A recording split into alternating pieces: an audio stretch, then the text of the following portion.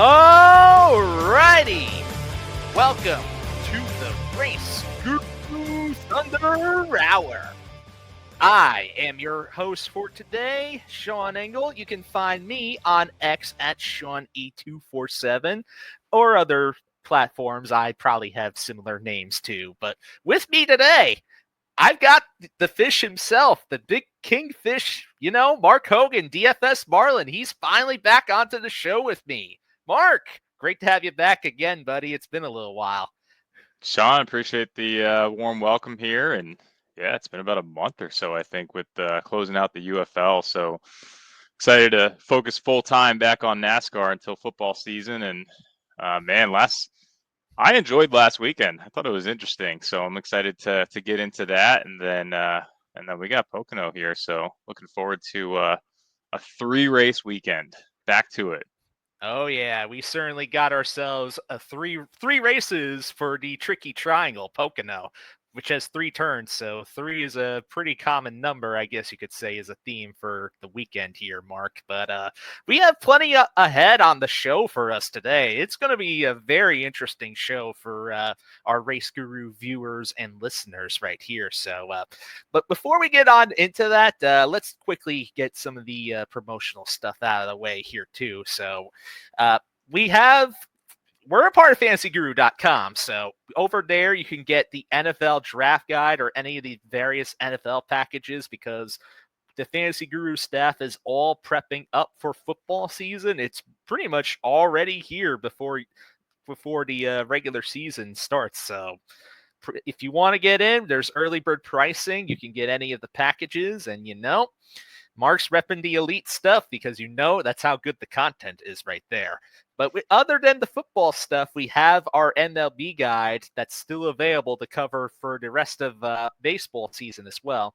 So you can see the content right there from our great staff, including Ray Flowers, Brett Wojo, Patio Joe, Scott Bondar, and the rest of the crew over there. And we also have many other various packages, including the MVP, Platinum, VIP, or all-in packages. The MVP package contains everything except for the football and the baseball, so under one nice little price. You can go and hit up support at fantasyguru.com in order to know more about that, and they'll get you the best possible deal that you can get. And you can also be sure to like and subscribe, leave us some comments. It all helps out, and we love to hear from everybody. So that's the business right there, Mark. You want to add anything to that? No, like you said, I mean, we got everything too. So I always like to give a shout out where shout outs are due, and been tailing the CFL bets. Jorge Pucks is crushing it over there with CFL back to back, I think, sweeps in the betting channel. So we got everything, man. And especially if you follow football all year long, leading up to the NFL season. Doesn't matter what the sport is. We're crushing it across the board. Oh, yeah, that is for sure. And that's what we do over here at Fantasy Guru. We just keep crushing it with some elite status right there. But, speaking of crushing it, we got a lot to crush through this NASCAR show right here, Mark. And you know what? It's not just 2 people today. It may look like it is, but it's really not. We got ourselves a guest today, and that's not something we've always gotten the chance to say this year. But joining us right now from gambling.com, from Rotoballer, you can find his work on a lot of different sites, USA Today, Number Fire. He was also a New Jersey Devils beat writer. We got Chris Wassel joining the show with us today. So welcome to the show, Chris. Great to have you on. Hey, welcome to the home state of Marty Truex Jr. I mean, it's our one NASCAR claim to fame. We'll take the Truex family and we'll run with it. Yeah, so MTJ, Ryan Truex has been racing here and there, but we're heading towards Pennsylvania. And yeah, a lot of fun stuff with there. Hey, fun fact, I actually, I've got a really good friend down here in Tampa. He went to high school with Ryan Truex, so always ties up loose ends hearing that name. And I used to live in New York myself, so Chris, excited to chop it up and talk a little Northeastern sports at some point with you as well. Absolutely. I mean, look, I joke with people. It's like, yeah, there's other sports going on, but this is Amazon Prime season for NASCAR. So this is it's kind of nice for me. I'm not gonna lie. So I can sit there to the left. I have the TV on it, on Prime. You have the Sirius off the laptop, and I don't have to go downstairs to watch TV. This is a bonus. I mean, it's kind of nice. I'm going to miss it, guys. I really am. I know it's it's a 5 race run. We've been spoiled, and now it's like, but it's over. Yeah, but until we go through Atlanta, because that's the last prime race of the season right there, and then it's just Max and TNT and all that. Hey, Max isn't bad. I mean, especially for their multi-view, it has its it has its charm to it, except when it goes to the grumbly DVP screen of death, and people have watched it enough. No, it's like it just goes blank. It's like, and the eeriest thing about this, and people listening to the show are probably like, what the heck does he mean?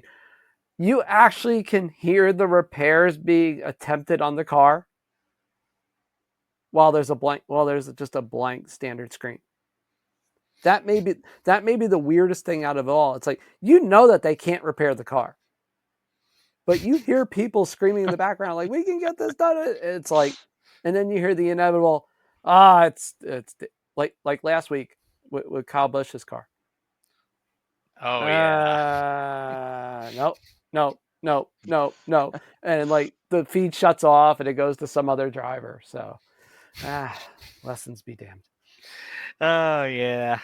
The for those that don't know, that's all about the different views that you could see over on Max of the different drivers' feeds during the course of the race and whenever they're in the garage. It's always fun in order to check that out every once in a while. So yeah. But speaking of the race from this past weekend there, and also one quick side note, I will address this before anybody else asks. If anybody is wondering where Rich Maletto is, don't worry. We are going to be addressing that at some point during the show here. We did not leave him behind entirely this week. So he just was like, let me know when you guys aren't talking about stuff in America again. You could say that. But for now, we got ourselves Mexico City, guys. So Mexico City, we had the Xfinity Series race over there, and we had the Cup Series race.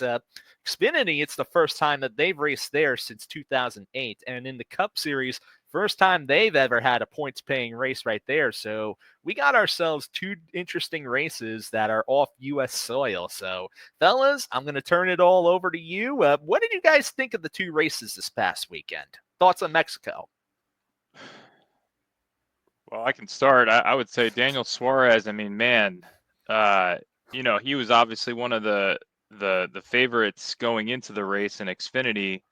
The backup, the qualifying issue where he had to go to the backup car really put me off on him. And looking back, obviously it's hindsight, but man, the narrative I feel like was just too strong. They had the caution right out of the gates for weather on lap 2. And that gate got him a few spots to right away and allowed him to get, I think, I don't know, he went from 29 or no, all the way in the back to 23rd or something like that, right after a lap or two, and then obviously made his way all the way up to first. And I don't know, man, I can't help but think that was like a WWE type of narrative there. But either way, the race on Sunday with SVG, it's like, man, this dude is. They're talking about. I'm curious what you guys think about all these techniques that they're saying that no one else can duplicate. Is that real, or is it just he just has like a knack for hitting the right spots? I mean, they talked about how he connected with Verstappen and got all kinds of advice for him, and obviously he's a road warrior in general. That's, I think, there's no other way he would have gotten the Cup if he didn't have the strong road background that he did. But I'm just, it's mind blowing how dominant he was. Truly, he was gone. I mean, simply, he was gone. And when you start seeing laps tick off, and it's like, half second, 0.6 of a second, 7 seconds. Wait. This is like 2023 Verstappen here, or say maybe 2004, 2005 Schumacher. That level where you watch the race and it was just like after 2 laps, you're like, or sometimes after 1 turn, okay, I'm going to go watch something else because he's gone. It had that feeling. I know the winning margin was only 16.5 seconds or so. Only. Yeah, it was huge. I forget who the better was that had the prop of more than 15 seconds, and I'm like, I'll admit, my first question was, where did you find that? How did I miss this? Because I do it for Formula One, and thank you, Max Verstappen, again for proving me right and not winning this week in Canada. Instead of George Russell snipe the unexpected quote unquote victory. I'll take it. It made up for a lot. But this is the thing.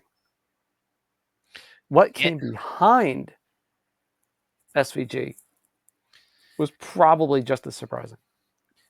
Oh, yeah, truly, because there was a lot of very interesting names that you normally don't see inside of the top 10 during most NASCAR races this year.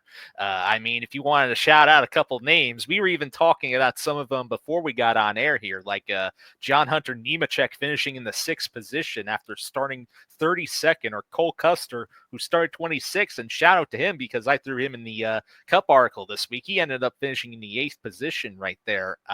Michael McDowell, he finished 5th, but also shout out to Alex Bowman, who came into this race.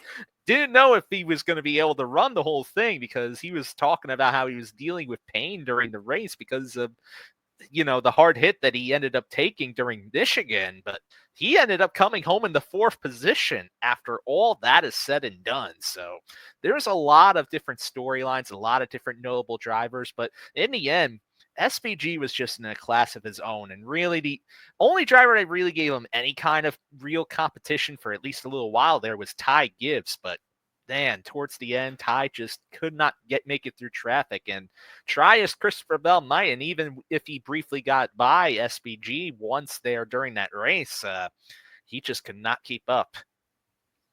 I gotta say, take note of these these guys that are performing strong on road courses in Xfinity, because when you get them in Cup on these road courses, this is something to remember. I mean, Sean, I think you pointed it out in the Discord earlier this week or after the race at some point, but it's like, man, these guys have strong road course backgrounds. Speed doesn't necessarily matter as much. So the car itself, yeah, it still matters to a certain degree, but they can make up for it with their skills and some of their driver techniques that they perform on these road courses. So it just seems like to me it's an opportunity, because in future races, when every other DFS player goes after the guy that has all the stats, we have 3 races of sample size history to reference. Everyone overlooks the guys with no data in Cup, but they forget that these guys have been doing these courses in Xfinity or in an ARCA series or something like that. So I think it's an opportunity to remember for future road course races. Oh yeah, and we're gonna have to really remember about that pretty soon, right there, Mark, because we got 2 of them coming up right next month, and they're not far apart from each other. Let's just say that. It's exciting. But yeah, road courses can be an interesting diversion away from our usual fare every once in a while. But this race, it was interesting. Cup, I actually thought. Especially even though it had its fair share of chaos, especially with the rain being an element over there, there were moves being made all throughout the field, unless your name was Shane Van Gisbergen and you were just putting everybody else in the dust right there. But yeah, there's a lot of fair share of racing, a lot of fair share of aggression, and some drivers really enjoyed their time over there, and others really did not. I'm just going to say this, but if your name was Carson Hocevar, this was a weekend that you do not want to remember this weekend. and leave it at that for more reasons than one. But overall, though, would you say that should NASCAR come back to Mexico City in the future? What do you guys think? I gotta think, yeah, why not? I mean, I didn't mind it. Did I think the Xfinity race had more chaos? Absolutely. Did you know it was going to rain on Sunday? Of course you did. And anybody that knows God, I can't believe I'm saying this, the nuances of the Mexico City rainy season, just knows that at around 4 or 5 o'clock, the heavens are going to open up. That's the rule. It's kind of like South Florida in the summer, 4 p.m. Okay, it's going to rain. Same type of thing. At least, thankfully, it wasn't like a few years ago when Formula One had that race in Suzuka, where literally it opened up right as the green flag is going, and you just see the drivers just like go like, what? I mean, to their credit, they drove through it, but it ruined the entire race. I mean, yeah, that was the ultimate Verstappen coast ride. And this was the ultimate Shane Van Gisbergen, coast ride, throughout this pretty much the final third of the race. So, yeah, especially in that final third. Mark, what do you think? Should the Cup Series and rest of NASCAR visit Mexico again? So the logistics was an issue leading up to the races this weekend, and I think that's probably just the biggest thing to sort out, is making sure that we don't run into crap like that again, for lack of a better way of saying it, because it just was a huge distraction, like for Xfinity and Cup drivers alike, and it changed the qualifying and practice times and all that stuff. So I'm not against it. I thought the races themselves were fun. It was really cool to see the stands basically along the entire track. That kind of added for a cool atmosphere. It sounded like it was even more amazing in person than obviously what you can experience on TV. So I'm not against it, but I think some of the stuff leading up to the race needs to be sorted out a little bit more, because that just can't happen for this level of racing. Yeah, I do think that some of the aspects that you were referring to, such as the teams traveling all the way from Michigan all the way down to Mexico City, and then causing delays towards the whole event schedule as a result of that. Like, my goodness, that's something that NASCAR, I hope if they do come back to Mexico, I hope they sort that out, because I know that affected as far as figuring out outlooks for the Xfinity Series race in particular, because they moved everything up to one day as a result, and some teams just could not make it. Man, they got to sort this stuff out in order to improve it. Maybe having it in a different spot in the schedule, if they bring it back, that's what I would probably consider right there. But I will say this, though. The fans over in Mexico were really hyped and excited about seeing the drivers and the cars on track. And it was pretty electric, and I was able to see that through TV as it is. And even through social media videos. Like, did you guys see the video of Todd Gilliland walking to the track, and then the fans were just swarming him for Todd Gilliland? Of all people.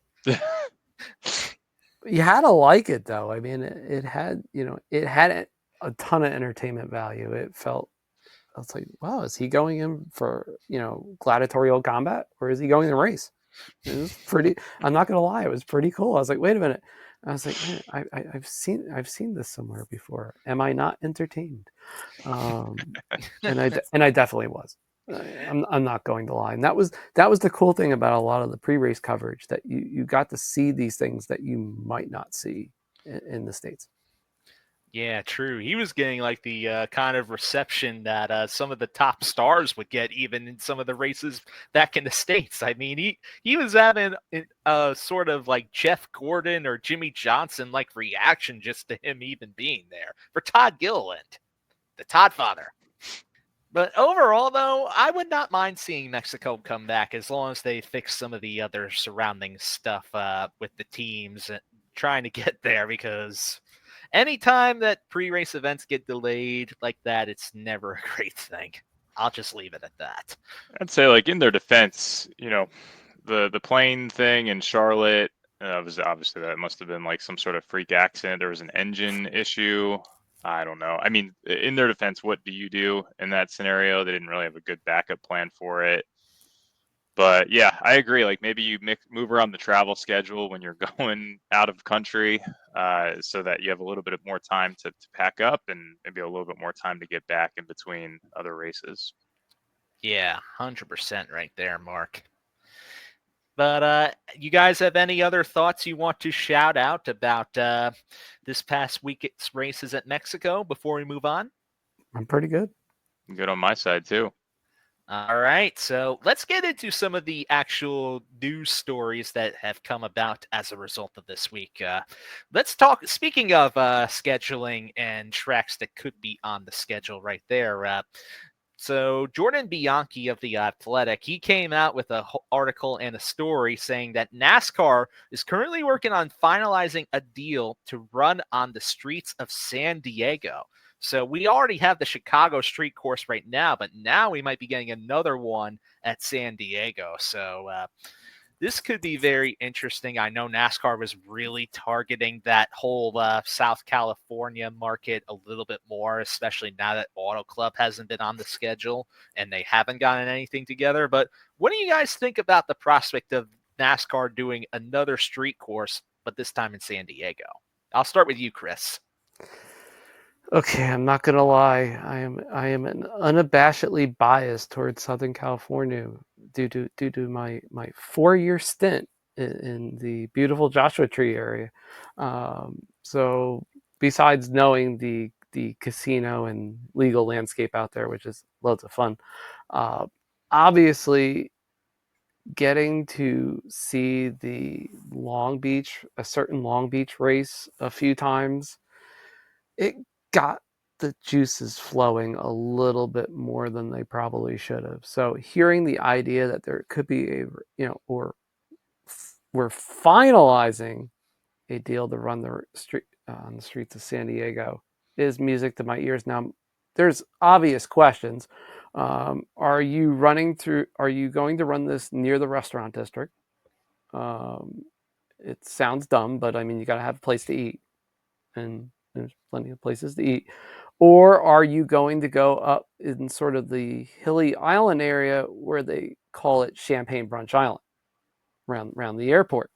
I mean, these are questions that sound dumb, but from a racing standpoint, it makes a difference, because obviously by the airport there would be more quote unquote track. So I'm kind of interested to see where this is in San Diego more than anything else before I'm all in on it. But I'm not going to lie. Look, sign me up. Sunday morning, you have brunch, you get some festive adult-like drinks in there, eat a bunch of food, and then go watch a race. That's not bad. So I might have missed it, but for me, I like the idea of San Diego. I don't know if are we adding this? Is it what are we taking out of the schedule to bring this race in? Because I guess my issue, if that hasn't been announced or if that isn't part of the news here, my issue would be, I don't know if I want to prioritize street races over maybe some of the other tracks out there that could present us a lot better racing. Like I think of the Chicago one, and I'm like, hey, if we're going to replace a race, maybe we can just replace Chicago since it freaking rains there every year. So I don't know. I guess my thing is the street races are a little more, I don't know, gimmicky to me personally. And if we're going to do it, I'd like it to maybe replace Chicago or something along those lines versus one of the other tracks where we get real racing.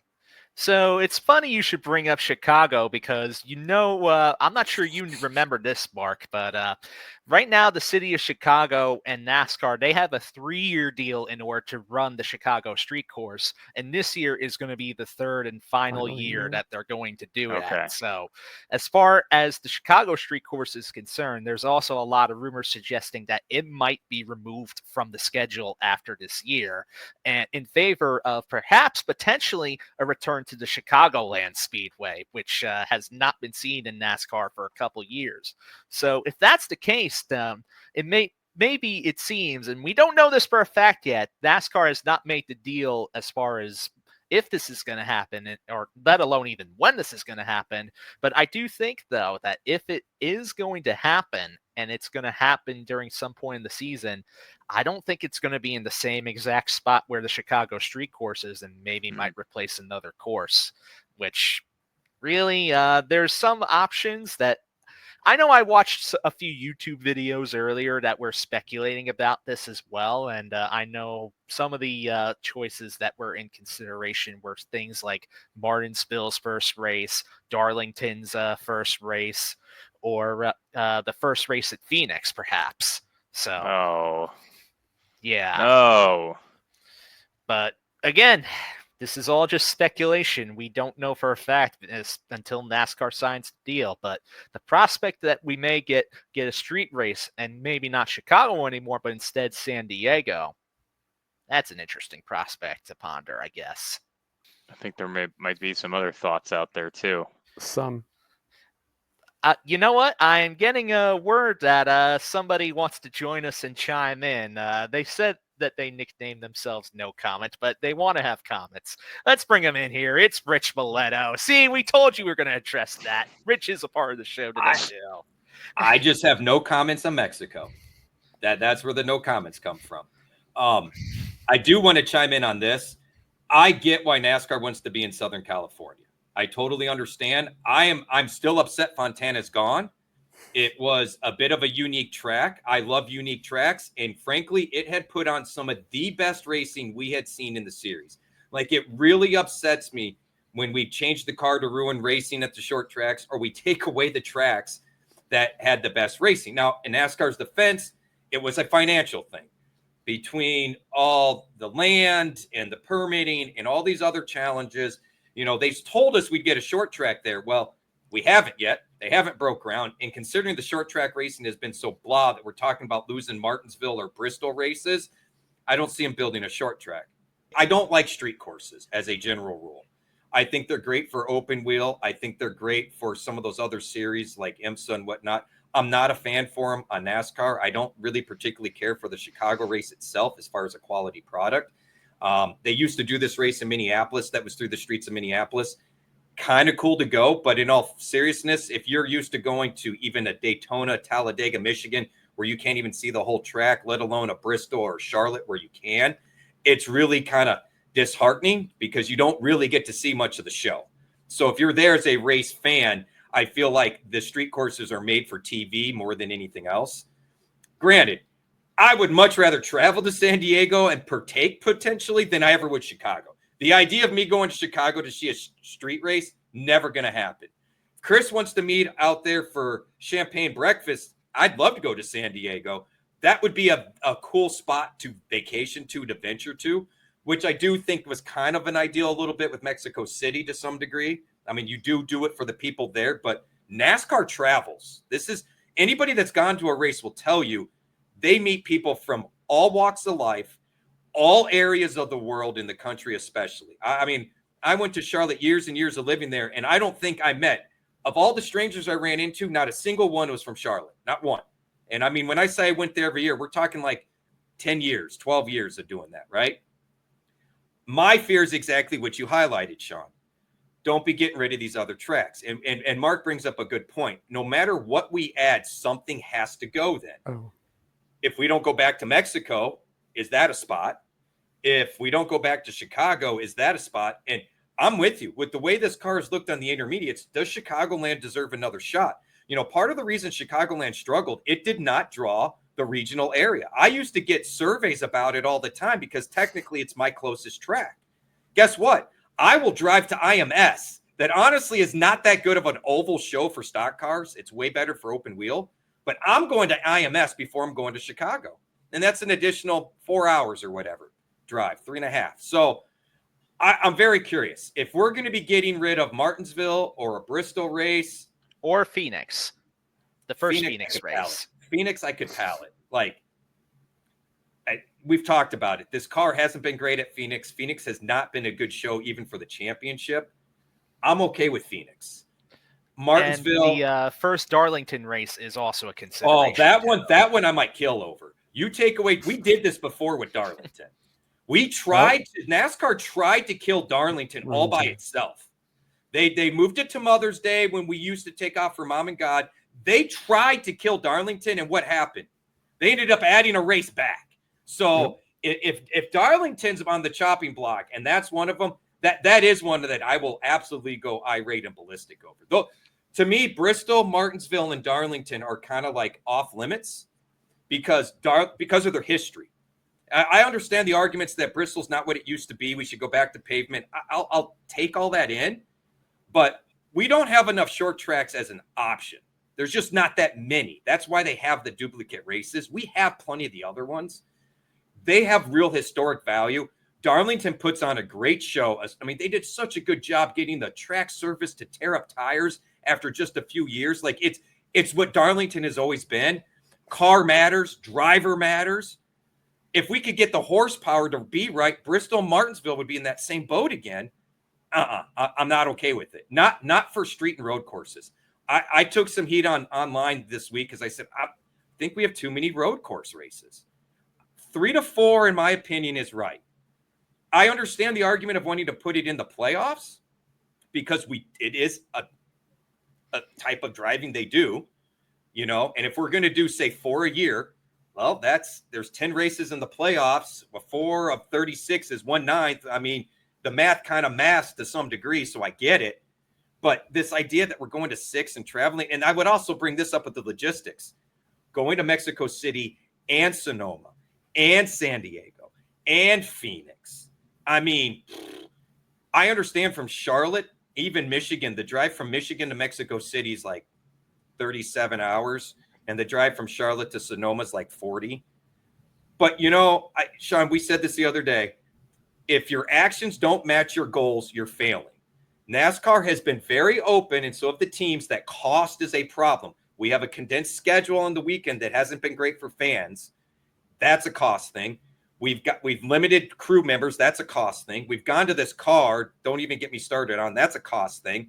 And now we're talking about building tracks in Philadelphia, going to a street course that we know costs a lot of money. We know the money NASCAR to pay Chicago to make that happen. Now to do it again in San Diego. The travel to go to these places and escorts that you need going across the border. At some point, the actions have to match the goals, and I just don't see it. Well, I will say this about Mexico City. Even though NASCAR has said that they liked what they saw, they still have not made any guarantees that they're even going to return there next year either. Right. They have not said a darn thing about that, especially when they have said before that they've been wanting to try to maybe think about exploring a race up in Canada as well, maybe in its place. See, I could support that. You know, the Canada fans, I've run into Canada fans at tracks. 2, because of the coverage with CASCAR, it's the Canadian NASCAR series. NASCAR owns it for those that follow along with the whole lawsuit and monopoly. NASCAR owns series in Mexico and Canada. Just throwing that out there for some folks, besides the 4 they own here in the States. I can support that. You know, if they wanted to do, you know, I'm surprised it hasn't come up because we've seen IndyCar do it. Road courses or street courses in Toronto, right? I mean, it's just across if you're going to go from Michigan to another track and you want to do something crazy like that, I don't know, going Michigan to Toronto wouldn't be a horrible idea from a logistics or cost standpoint, at least. You know, there was at one point where NASCAR was working on a deal to have Cup racing go to Canadian Tire Motorsports Park, but that deal did not go through. Right. And that's a great venue. But you know what? There's also some ovals up there. You know, my whole thing with the Mexico thing is, are we bringing Mexico to NASCAR or NASCAR to Mexico? Because NASCAR is an oval series. And yet all the stuff we keep talking about is building these tiny short track ovals that don't exist other than in people's minds around football fields, when we have short tracks all across this country. And we go to these other places and do road racing and do a podium style finish that is like F1. So are we trying to bring F1 to NASCAR, or what are we doing? Because if we're trying to take NASCAR to these other venues or other places, I would argue we should be doing it on ovals. That's what NASCAR racing is. Fair enough. I'm not fully against that either. I like seeing just a mixture of courses. I mean, if we got rid of a road course or two, I would not be against that either. I'll say that much too. You just gotta get the logistics right. Go bowling Yep. at the Glen, and then the next week go up to Canada or something like that. Just make Yep. it easy. Yeah, know? that would be a Yep. great tie-in. Bounce up through 1,000 islands, and Yep. you're there. Yep. Truly. So that's a lot all that can be said for now until we hear more about this whole San Diego deal, or if it even happens. But for now, it's something that NASCAR is clearly talking about. But something else that is going to have us in motorsports talking for this week, however, is the crew chief replacement for the number 88 team in the Xfinity Series, because Marty Lindley, as you know, he's serving a suspension for missing lug nuts that happened during the Xfinity race at Nashville. So instead, what does Junior Motorsports do in order to replace him for a week?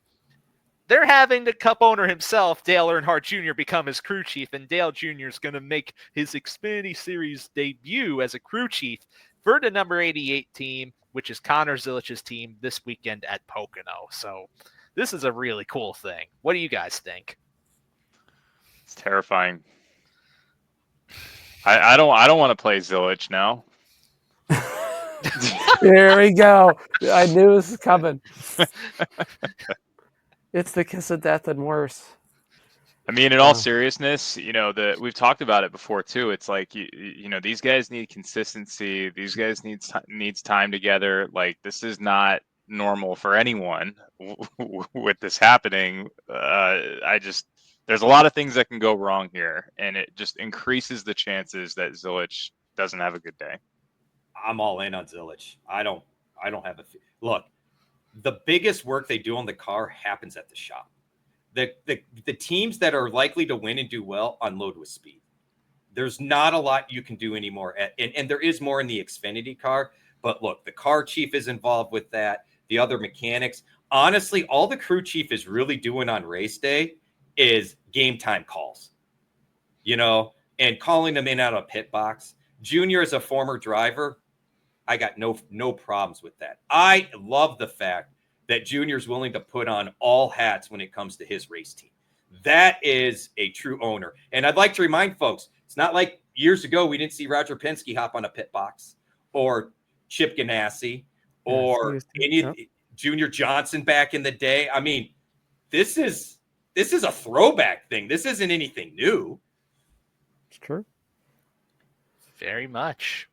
But overall, real cool to see, because sometimes driver combinations can really work. I mean, you could ask Brad Keselowski and Paul Wolfe back in the 2010s when they came up through the ranks together right there and came up through with a lot of success. This could be a very interesting week for Zilich, who is an Xfinity Series rookie still, mind you, can really learn from a mind like Dale Jr., who's been in the game a very long time. I'm all for it. I'm ready. I don't know. I just think there's going to be communication issue. There's just too much that can go wrong, in my opinion. It's going to be okay, Mark. Look at it this way. It's not going to rain.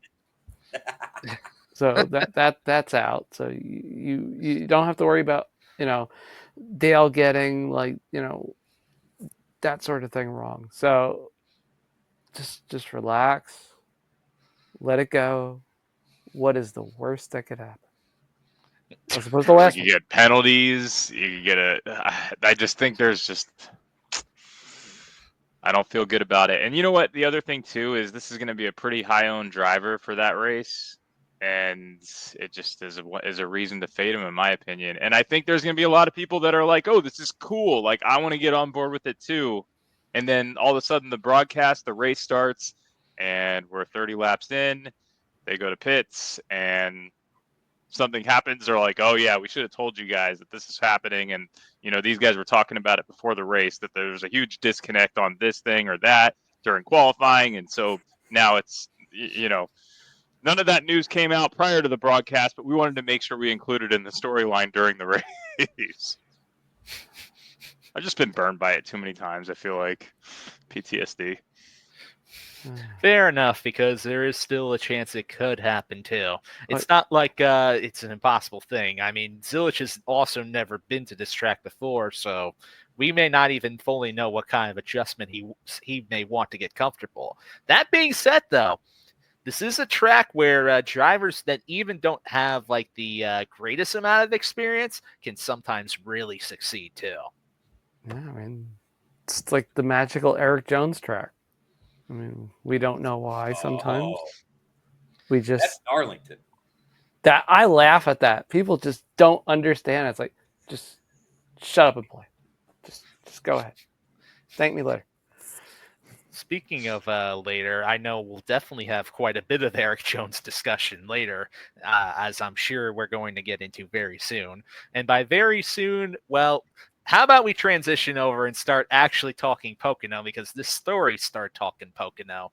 Let's preview the track, everybody. So going forth, we got the tricky triangle, 3 turns right there, all different lengths and degrees of banking.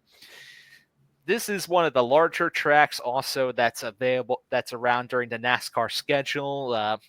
DFS-wise, there's not going to be as high of a lap count as some other tracks due to the overall length of the race and the length of the track. So that's going to affect DFS strategy quite a bit there as far as how much focus we need to have on dominators versus place differential. But what do you guys think? What else do you think we should keep in mind for DFS this week at Pocono?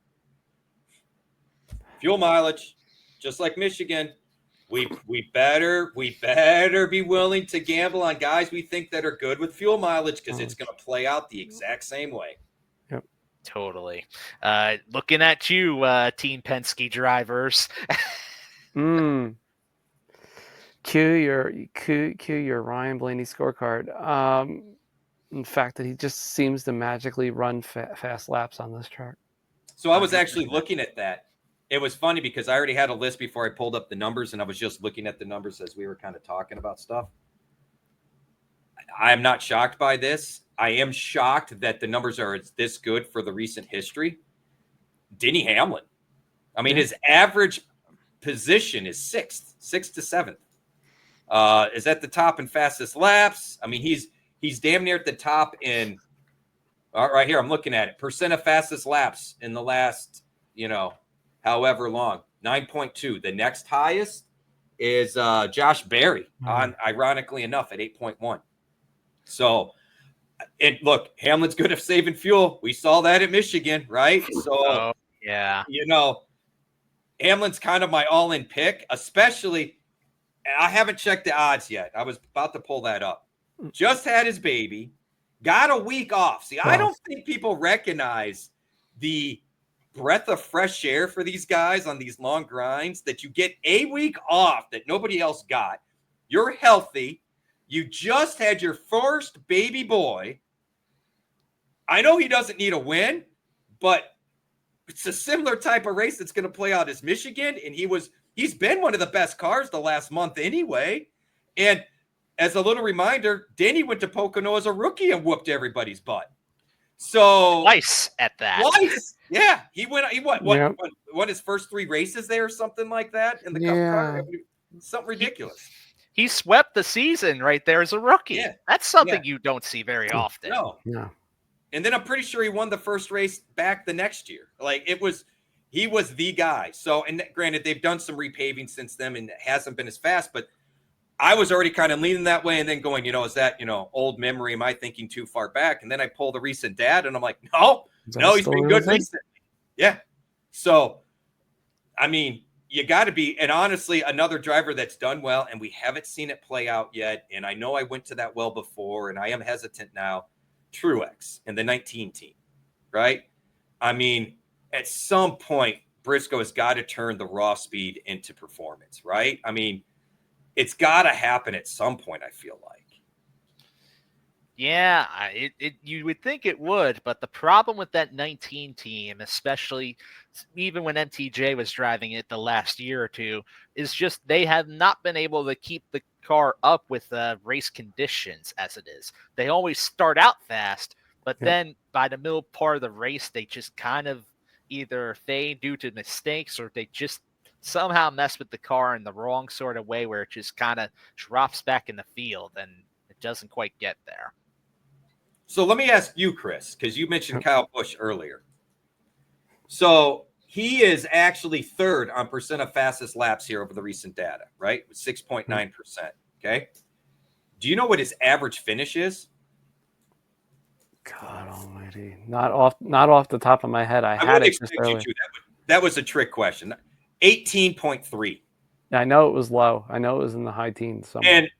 And the guy behind him also 5.8% fast laps. So again, speed, like you said, Ryan Blaney, his average finish 22. 2 point. Yep, he fades. Just something interesting because, you know, when we look at fastest laps, that usually tells us guys, drivers, teams that are consistently showing speed. What is going on? And Chris mentioned this way earlier in the show, or maybe it was before the show. If Kyle Busch would stop hitting like Alex Bowman says, sorry, disclaimer, this is an adult show. And Ryan Blaney's team stops stepping on their you-know-whats. Now, at least Blaney turned the page and finally got that win. But there's a lot of guys been showing speed that can't seem to keep it on the track at Pocono. Meanwhile, Denny Hamlin's average finish, 1.3. Absolutely crazy as it is. It's insane, right? He's only of this. So this is data from what 22 through 23 through 24. Yep. So his fastest laps are at 44, 9.2%, 1.3 finish. I mean, Rocco, you are really being something today, buddy. Rocco's on Denny too. Yeah, I was just gonna say. Big time. He's on Denny today, apparently. Yeah, he's gonna say Denny delivers it again. What about you, Mark? What's the strategy that you're gonna take in order to attack this race? I want to hear from you about how you're gonna attack Pocono. So I think a lot of the points you guys have made, I would agree with. I think the narrative is real. So the bye week off, the having, you know, he just had another kid and all that stuff. I think that's all valid, and that's going to play into the storyline. Now, from a strategy standpoint, so I think one thing we need to maybe pay attention to is if we're talking about fuel mileage, we're probably talking about strategy or driver strategy. So building lineups where we have teams, like correlated teams in those lineups. So, you know, for example, maybe if we're on Tyler Reddick, we're also going Bubba Wallace, and maybe those guys have a technical alliance. So you combine that with Hamlin, and you know, look at maybe two or three different, you know, maybe two different teams, stack them into a lineup because there's going to be probably some correlation there when it comes to strategy. You know, one set of drivers is on one fuel strategy, another set of drivers is on another. It's going to work out for maybe one and not the other. So you're trying to find the right combination in your lineup where everyone correlates the same way. That's a good note in order to call that, especially because we got a lot of technical alliances that happen within the NASCAR Cup Series as it is. And sometimes you notice it within Pocono particularly, different groups of teams that run similar kinds of equipment tend to perform well together at this track. We've seen it in the past couple of years with like the Gibbs cars in particular, with 2311 also performing pretty well at this kind of racing right there. Before we get into things further, what about the betting strategy for this week, guys? Do you think you're going to maybe try to spread your bets around a little more, or just kind of heavily condense and focus them towards a few particular bets?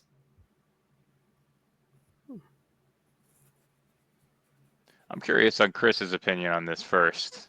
Yeah, because I always like to go a little bit in a different direction with Pocono, just because, well, let's face it, it's the closest thing to a home track that I have now, since it's only about 2.5 hours from my house. Oh, I'm sorry, 3 hours, because I have to avoid sinkholes in minefields, quite literally.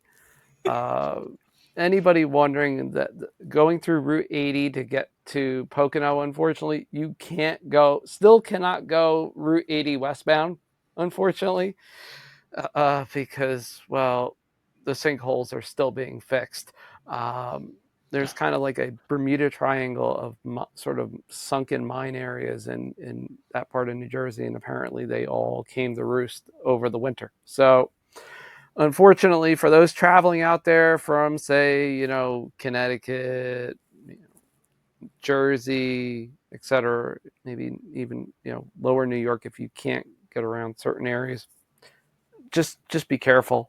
It's like one or two lanes, so keep that in mind. But all joking aside, my landmine of the week is probably Tyler Reddick.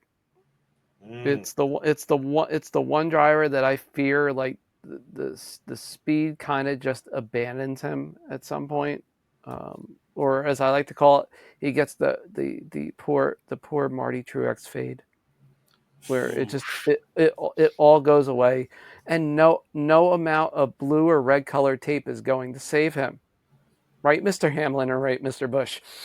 I could still remember this clear as day because of the after bubble when Hamlin and Bush were disqualified, and they pull out this tape, and I'm like, well, it's color coordinated at least to their colors on the. Wait a minute, they're really being the truth in all of it is, wait, they're really being disqualified because of this. Mm-hmm. Okay. Yep. Okay. And they handed Chase Elliott the win that day as a result. And then Elliott was like, "What? I don't feel like I've won." Remember the whole trophy thing? He's like, "Yes, I don't." Because Evans like, "Does he want the trophy?" And Elliott, "I don't really care to have the trophy." Like, there was a whole discussion of where to send the trophy because nobody wanted it at that. It's a trophy. So it's that type of thing in mind with betting strategy. You don't necessarily know where the speed and fuel management is going to abandon some guys, because it always does at this track unexpectedly. But you have a general idea of where you can aim. Do you go kind of 2-1-1 from a betting standpoint, where you have at least like two guys you want to focus on from a upper tier, one from a middle, and maybe one sort of like, hey, I want to take a flyer on this guy and see what happens. Maybe he can get me a top 5, or he can sneak me a top 10. Maybe he sneaks me a few lead laps, that sort of thing. So I do take it from a different approach. I do like to spread it around a little bit more for this track than others. I think that's a smart call, and I love the Tyler Reddick sort of fade. I mean, I'm not going to say you're fading him, so to speak, but I think you've hit the nail on the head. I keep waiting for the shoe to fall for Reddick in the positive sense. And every time you see him with speed, at least with Brad Keselowski, I feel like it's more luck related or boneheadedness or things like that, where the speed is consistently there. He's even there at the end of races, right? Where with Reddick, Ty Gibbs, we're seeing this, recently, not Ty Gibbs, finally turned the page a little bit, but Sean and I have had this discussion on Ty Gibbs a couple of times this year. John Hunter Nemechek was another one. We were seeing speed early and it was fading, right? I don't know what's going on with Reddick, because it's not like you're seeing the same challenges with Bubba. It's not like, when Reddick fades, Bubba fades too. No, Bubba, unless he's getting collected in something, he's kind of been inching his way towards the front, towards the end of these races, right? So what is going on where at 23:11, we got one guy that hasn't gotten the finishes we had hoped yet, but boy, they're trending up. And another guy that's really everybody speaks very highly of and has high expectations for. And quite frankly, he's been an afterthought this year. I mean, we talk about, I was watching one of the old podcasts with Danny and them talking about who's going to get in, some of the underdogs that'll find a way to get in and some of the favorites that won't.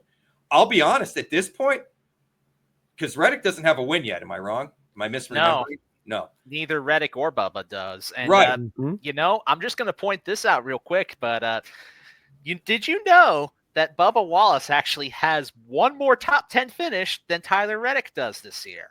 I'm not shocked. If you would have told me that 8 weeks ago, Sean, that this is what it would be, I would call BS. But at this point, watching the show, so to speak, watching the product, I'm not shocked by that at all. And I would say that's even more alarming considering I could easily name 4 races that Bubba probably should have had a top 10 and something cost him that, whether it was an incident, wasn't his fault, pit stop issue or something along those lines. At least 3, maybe 4's pushing it, but at least 3. Reddick, they've just kept fading. Like every time I keep thinking we can go down this road with him this year, it's not there. I'm not sure we see Reddick in the playoffs this year. And I think that would be a shock to most of the garage if that were to happen. At least if you were to ask him, say that question, at the beginning of the season. And just to continue following up on that point with some more facts here, Reddick is currently higher up in the standings than Bubba, and Reddick has a little bit of a better average finish, but Bubba has actually led more laps than Reddick has this year, too. Again, shocked but not shocked. You know what I mean? Like, that's a bit of a shocking stat, but if you watch, I'm not shocked by that. I mean, Bubba could have had a win if he just didn't choke it away, man. I mean, that race with Larson, I mean, he kind of choked that one away, right? And you got to give him props for it being, I mean, that's Larson's baby track, right? I mean, he just is obsessed and loves that place. And Bubba was getting it done, man. I mean, and you know what? It's fun. We're not here talking about Bubba doing this.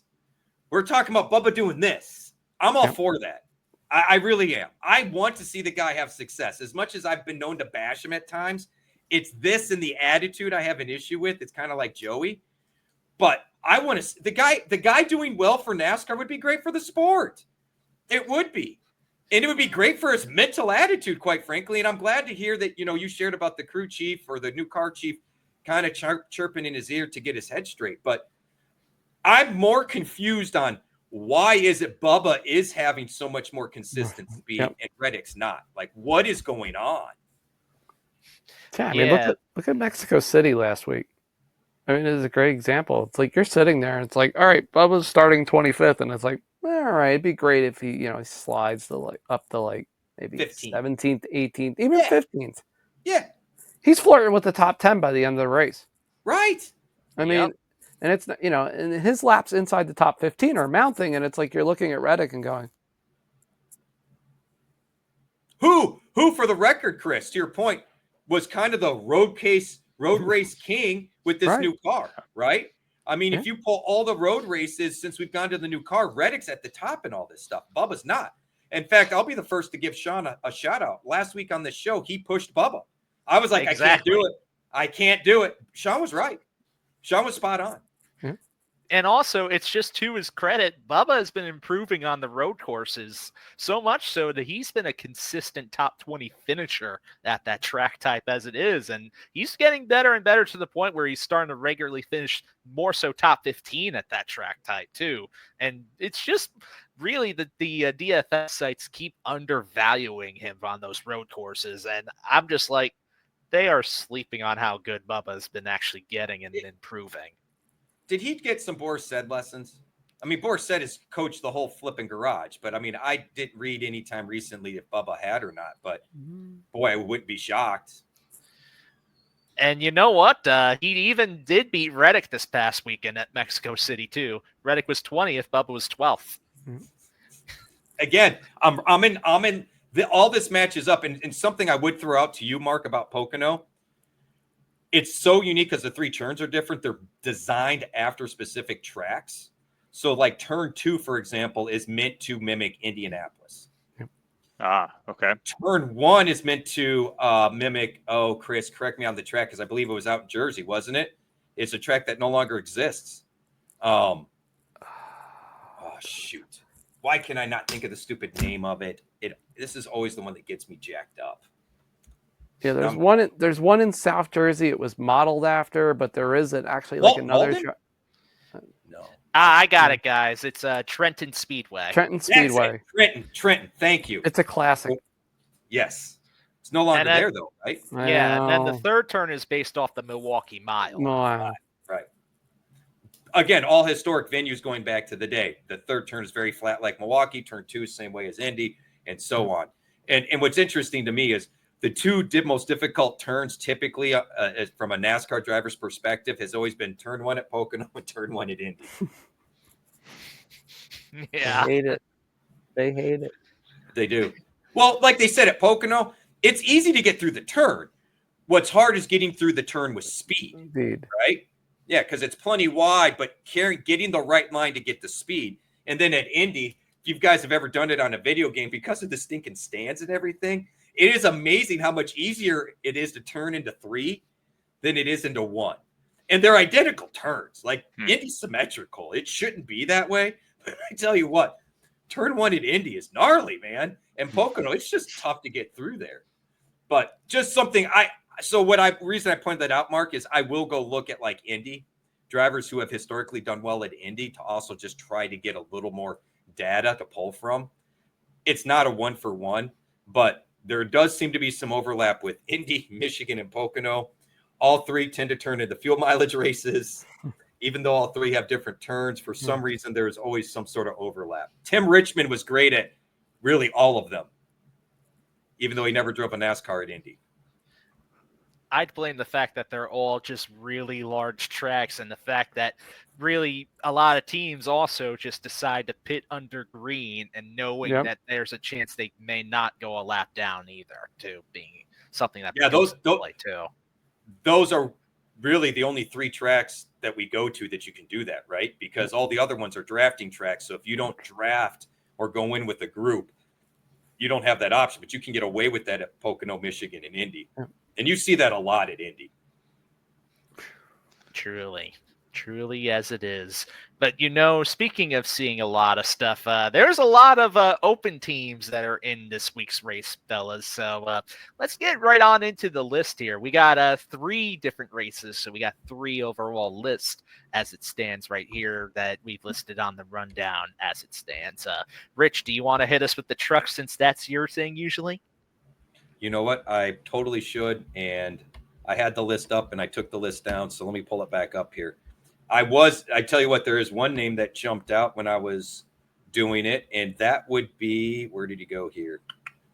Mr. Hocevar will be driving this weekend, which he probably needs a little bit of seat time instead of mouth time. So we'll see. Brandon Jones is number 1 Tricon truck. We get to see him back. I wouldn't be shocked if he makes a decent run. Nathan Bird in the 02 Young's Motorsports.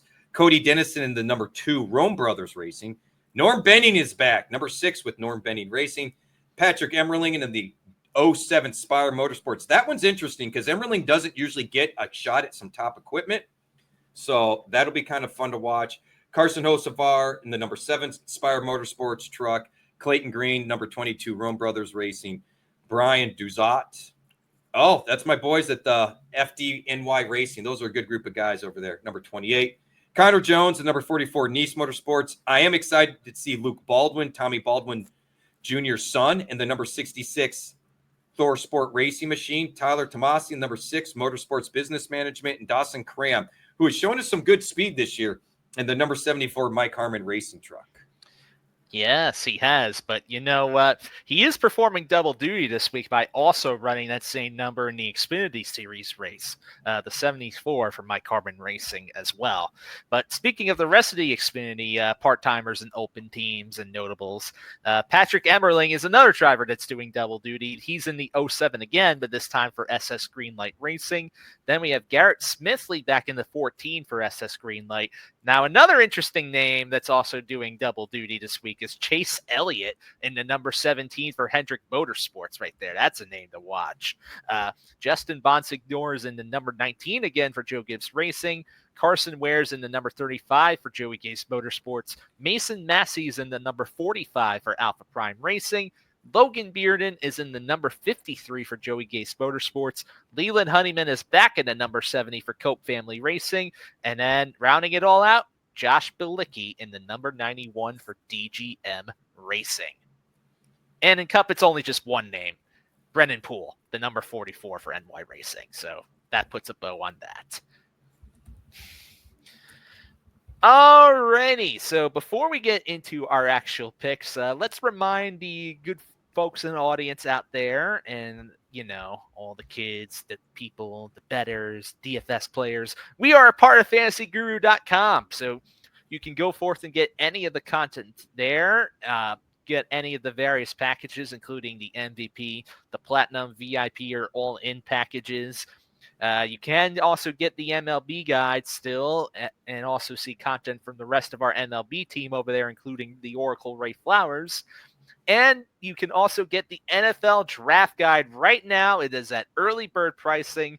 There is so much content over there to consume. It is well worth your time. Hit up support at fantasyguru.com in order to get the best possible deal. Get on their good side, and they will give you a really good deal. So don't forget to do that. And don't forget to be sure to like, subscribe, leave comments if you're enjoying the show. Did I hit all those right notes? I think I did. But, speaking of the right notes, let's hit the right notes with our driver picks right now. So top price picks to watch. Let's get right on into it, guys, here. So I know I have Denny Hamlin, Ryan Blaney, and Chase Elliott on my list. I mean, Hamlin is the guy to beat at this place. He is so good here. Ryan Blaney, he's last year's winner at Pocono, and he's also ran pretty well on any of the races that use the intermediate rules package. And then Chase Elliott, if you need a guy that's between that 9K to 10K range, like you don't want to spend all the way up for Hamlin or Blaney or somebody else within that tier, I like Chase Elliott as a driver in order to potentially finish inside the top 10 and maybe contend for a top 5 this week, because historically he's been pretty solid at this track overall as well. Hendrick Motorsports tends to do pretty decently at this track as it stands right now. And as mentioned before, he is pulling double duty, so he's getting some extra seat time that'll help him this weekend. We mentioned about how sometimes the different turns at this track as drivers remind them of road course racing a little bit.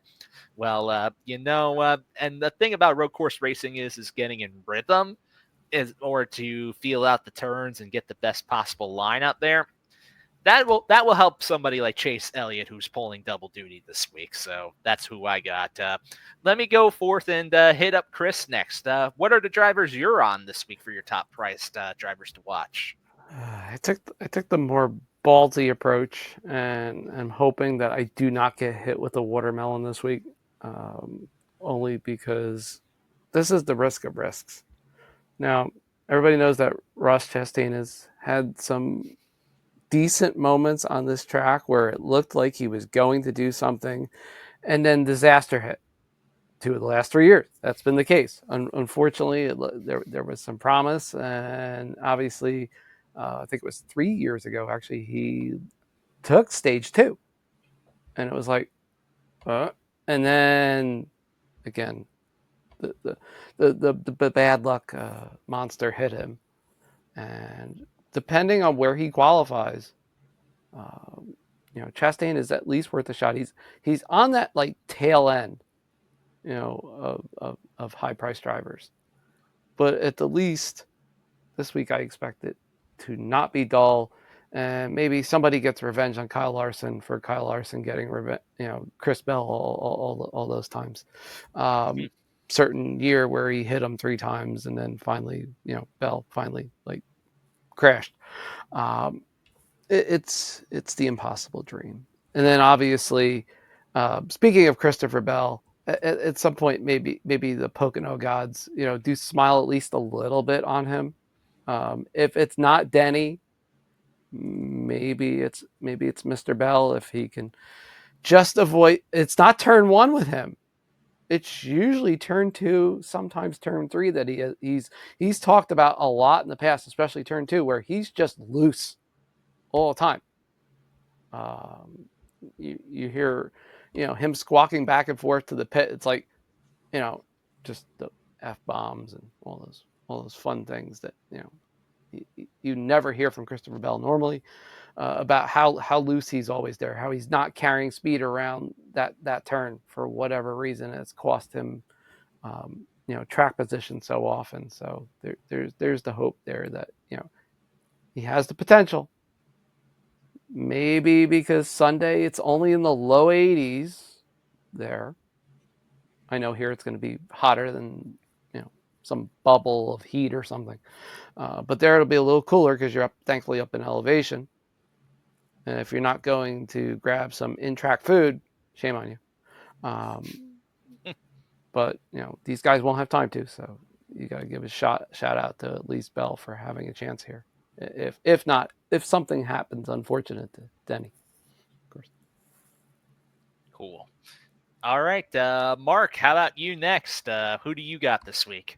Yeah, so I agree with a lot of the drivers you guys have said. I got Hamlin, I got Elliott, and I'm going against the grain here so far in the theme of the podcast. I'm going with Tyler Reddick. So for me, a big play and one of my DFS philosophies is buy low when everyone wants to avoid, right? And so we've seen Reddick kind of fall off here. Obviously, last week was disappointing too, but he's got really good numbers here. I mean, we're talking about in the next gen car, his best finish is second and his worst is sixth. The guy's average position is 10th in the pecking order to start the race, and he's finishing in the top 3. So, this is a guy that's knocking down top 5s.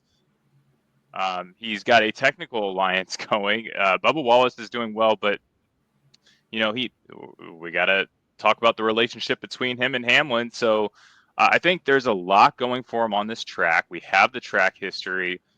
Everyone else is selling on him. We get plus 1,000 odds as him as a winner. That could even we could even get more value out of that after possibly qualifying. He's, in my opinion, probably of these top price drivers, he's likely going to be one of the lower owned drivers of the group. I would say out of the top 10 drivers, when you're talking about betting odds,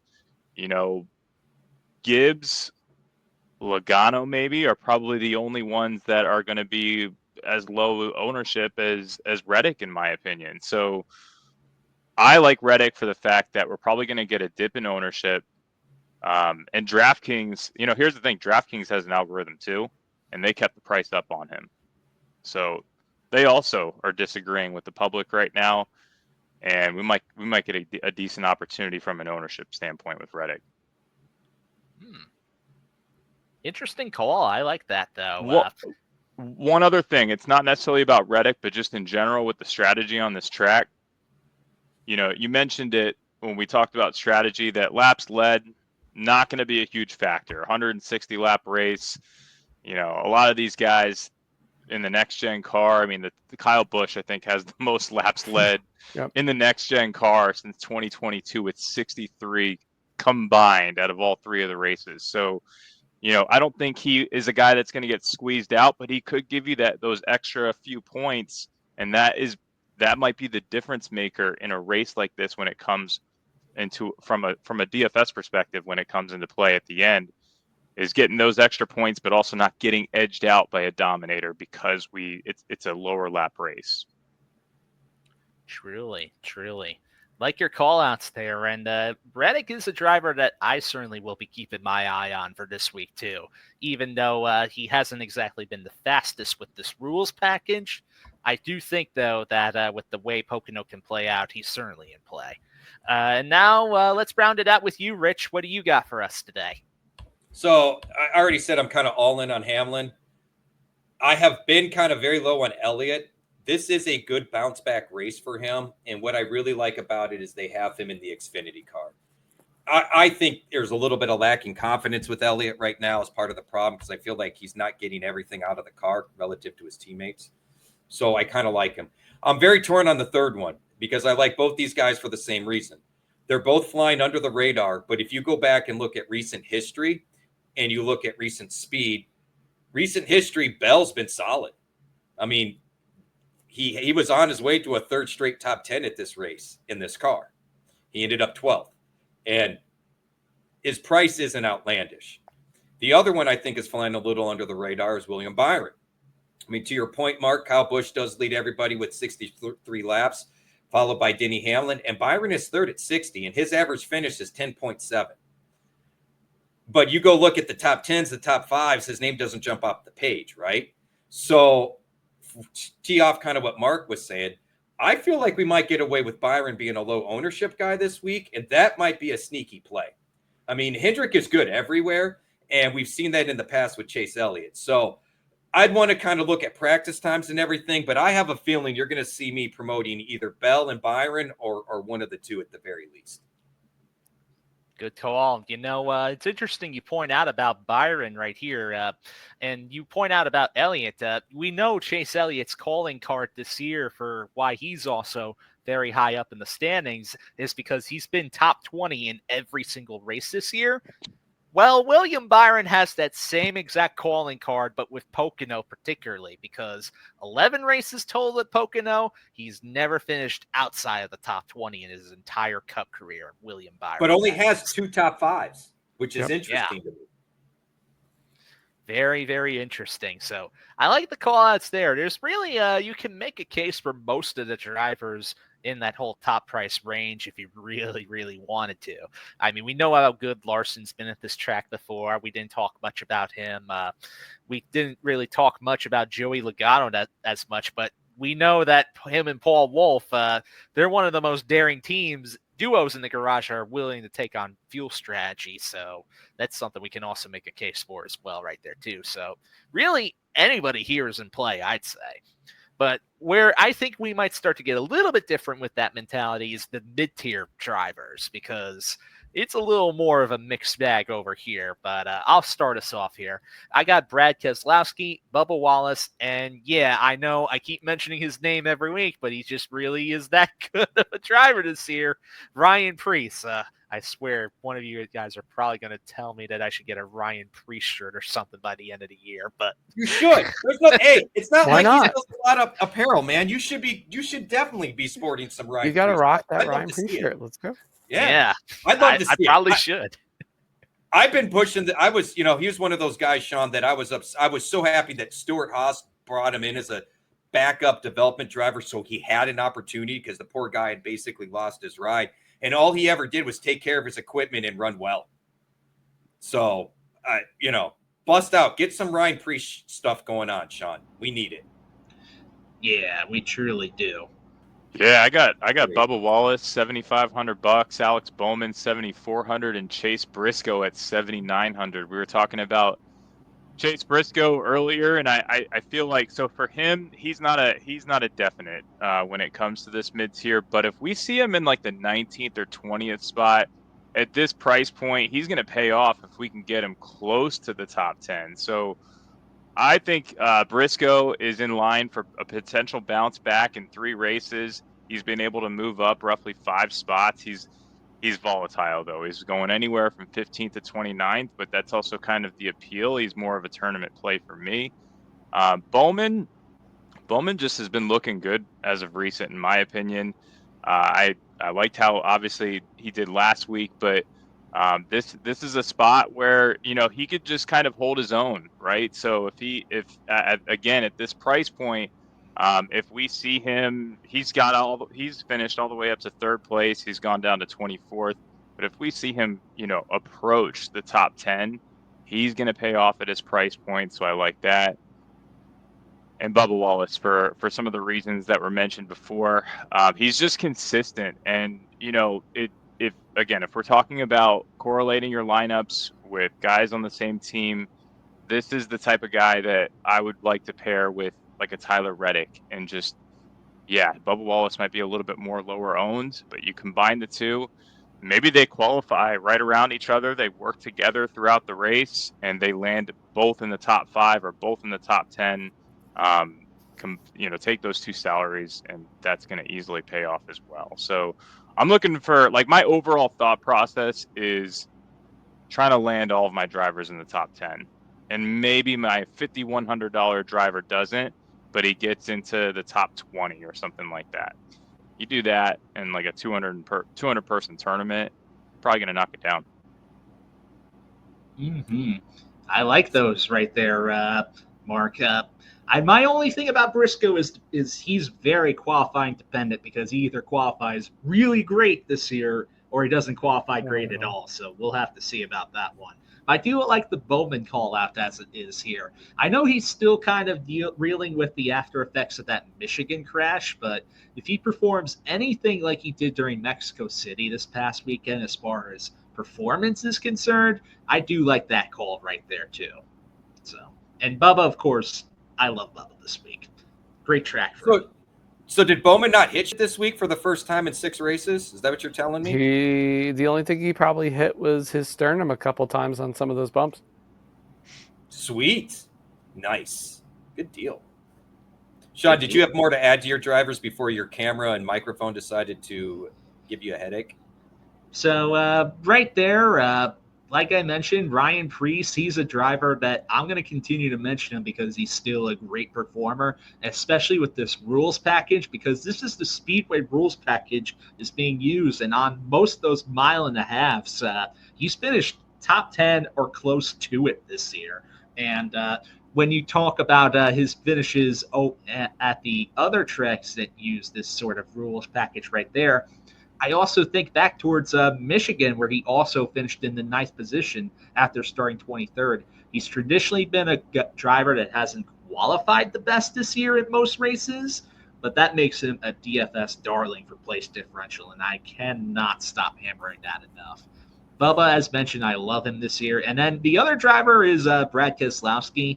I do like Brad this week because he's starting to finally get some of the finishes that match his speed a little bit. And I think the price point is definitely low enough right there where I do think he's usable, but it's high enough that I think people may not gravitate to him right away. So he may have the low ownership angle as well that we're always looking for too. What do you got, Chris? See, I sat there and I started doing a coin flip between Keselowski, Buescher, Keselowski, Buescher, Keselowski, Buescher. And finally, my stomach decided, well, his name is Chris. I might as well like go with this with the hopes that somehow he gets his head out of his rear and figures out how to drive the final quarter of races like I saw last year, and going for that gold of a Buescher top 5 after qualifying outside the top 15 felt so right. 8,800 is a little bit high. I get that, it's right on the cusp. But I think enough people after last week, they saw the drop in the overall point standings, and maybe they get a little grumbly with him. They just don't even consider him as much this week, and you sneakily try to catch people napping. Obviously, the other ones are like what everybody's agree with here. Ryan Preece, just because I can't help myself. It's like the shiny red button from Ren and Stimpy. I've got to push the button no matter what. And then obviously, Bubba Wallace for his ability to just sneak out last week, plus 13 place differential. Did you have Bubba Wallace getting anywhere near the top 10 after qualifying 25th last week? Probably not. So obviously there's that, guys, and that's it, really. I could make an argument that you could build a lineup around all 3 of the RFK drivers because of their price points, right? Buescher's the little more pricey of the group, but he's also been the most consistent to finish in the top 10. So Mark, for example, the top 10 goal, I think Buescher fits right in there for you. I could easily go with Preece's price point is so low at 7,000. That's awesome. And I'm with you guys on BK. I know I've been kind of on BK throughout the year. I feel like it's coming. A win is coming. We're crescendoing in that direction, right? He's gonna sneak one. He is. And let's not forget, he about had Indy 1 last year. And if you really want to look at 2 races that are, even though the tracks don't look anything like each other, there is a lot of overlap with drivers that do well at Pocono and drivers that do well at Indy. I mean, this is nothing new. And this goes to open wheel days, even if you want to go back to the 70s and 80s. So I'm on BK. I'm struggling to not use Bubba for all the reasons we talked about. And I'm going to throw a curveball at you. Give me Josh Berry. Josh Berry. That's an interesting call out. I think he's going to be faster than people think. I think the speed's going to be there. He's been particularly fast on more of the intermediate packages, and I do not think people are going to have a lot of ownership on him, depending on how qualifying goes. Oh, especially if he ends up qualifying towards close to the top 10 like he has in a number of races this year, too. He's been in that top 15 to top 10 range for a lot of qualifying events this year. Also, I'm just going to say this, but shout out to Chris Buescher being in the Cinnamon Toast Crunch car this week. I like the paint scheme with that. I was waiting for someone to mention that. Yeah. I really was. I was waiting for someone to mention that. My favorite. Look, it's my favorite. The Hershey Kiss Cinnamon Toast combo is. There's just something about it. It's. I have never had that. See, I'm a fan of like a French or New York vanilla, golden grams, and a little bit of honey. That'll work. Mm. I've heard with Cinnamon Toast Crunch that works well too, but I haven't tried it that way. I guess we're all in agreement that we can enjoy Cinnamon Toast Crunch. Right. There. Absolutely. Yeah. You too, Mark? You in with us? Oh, I'm a big Cinnamon Toast Crunch fan, but I can't talk about cereal without mentioning Lucky Charms. Yes. Oh, there we Here we go. go. Particularly if Remember you when can they just sold- grab only the marshmallows. I was going to say, do you Yeah. remember when they sold just the marshmallows? Yes. Yep. Oh, that's funny. I'm spoiled. My parents, growing up, my parents worked at General Mills. So there was I remember having Cinnamon Toast Crunch before it ever hit the stores. Like Dad brought it home and he's like, you can't talk about this. I'm like, okay. And, turned into like my sister's favorite cereal. The kids can't take this to school. It's like the fruit snacks when they first came out. I forgot what they were called back in the day, Nerds or Wrinkles or something. And it was like a plain white package. Like anytime we had stuff in plain boxes or boxes that were white with just the black print on what it was, or the plain white runs, we couldn't take that stuff to school for lunch. That was off limits, right? So my dad will appreciate the love of all things General Mills cereal that's been discussed here on this page today, or on this podcast today. Rich tried Cinnamon Toast Crunch and had to immediately sign an NDA as a minor. They may have to now, man. Yeah. But remind me sometime to tell you about my fruit roll-up story. That's for another day and topic. But remind me to tell you about that. There may have been fruit roll-ups in the marketplace due to a suggestion I made to a bigwig. So, a little teaser. Oh. Oh, man. But you know what? It is a lot of fun to talk about food like this. I always enjoy little snacks, But you know what is an enjoyable snack? Is figuring out our great sleepers and values that we can munch There we on go. for our lineups right there. Segways. I got them. All right. Getting into my list of sleepers and values, I got Eric Jones, Zane Smith, and Ty Dillon right there. Now, I can see that we all love Eric Jones this week. I love Eric Jones this week, too. What can I say? His finish history is actually really great for somebody in this price range right there. And Legacy Motor Club, they've been getting more and more speed on this kind of track, and with this rules package, I expect Eric Jones in order to actually really be competitive and outperform his salary on both sites this week right there. Ty Dillon is a driver. We've hammered it week in and week out that for a driver that's priced as low as he is on both sides, he's like $5,000 on DraftKings and a flat $3K on FanDuel. He certainly is showing more speed than somebody that's priced that low. And he has a history of gaining positive place differential at this track.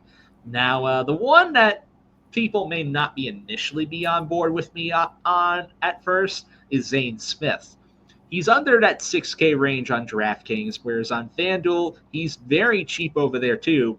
But when you look towards his finishes this year at tracks with the intermediate rules package, you may notice that a common trend among his finishes is that he consistently finishes in that top 20 to top 15 range. He may not always be able to qualify deep in the field, but at the very least, I think he's somebody that we have to keep an eye on just based on the equipment and how he's been performing performing this year. I dig it. Chris, what do you got, man? I'm curious to hear about yours, sir.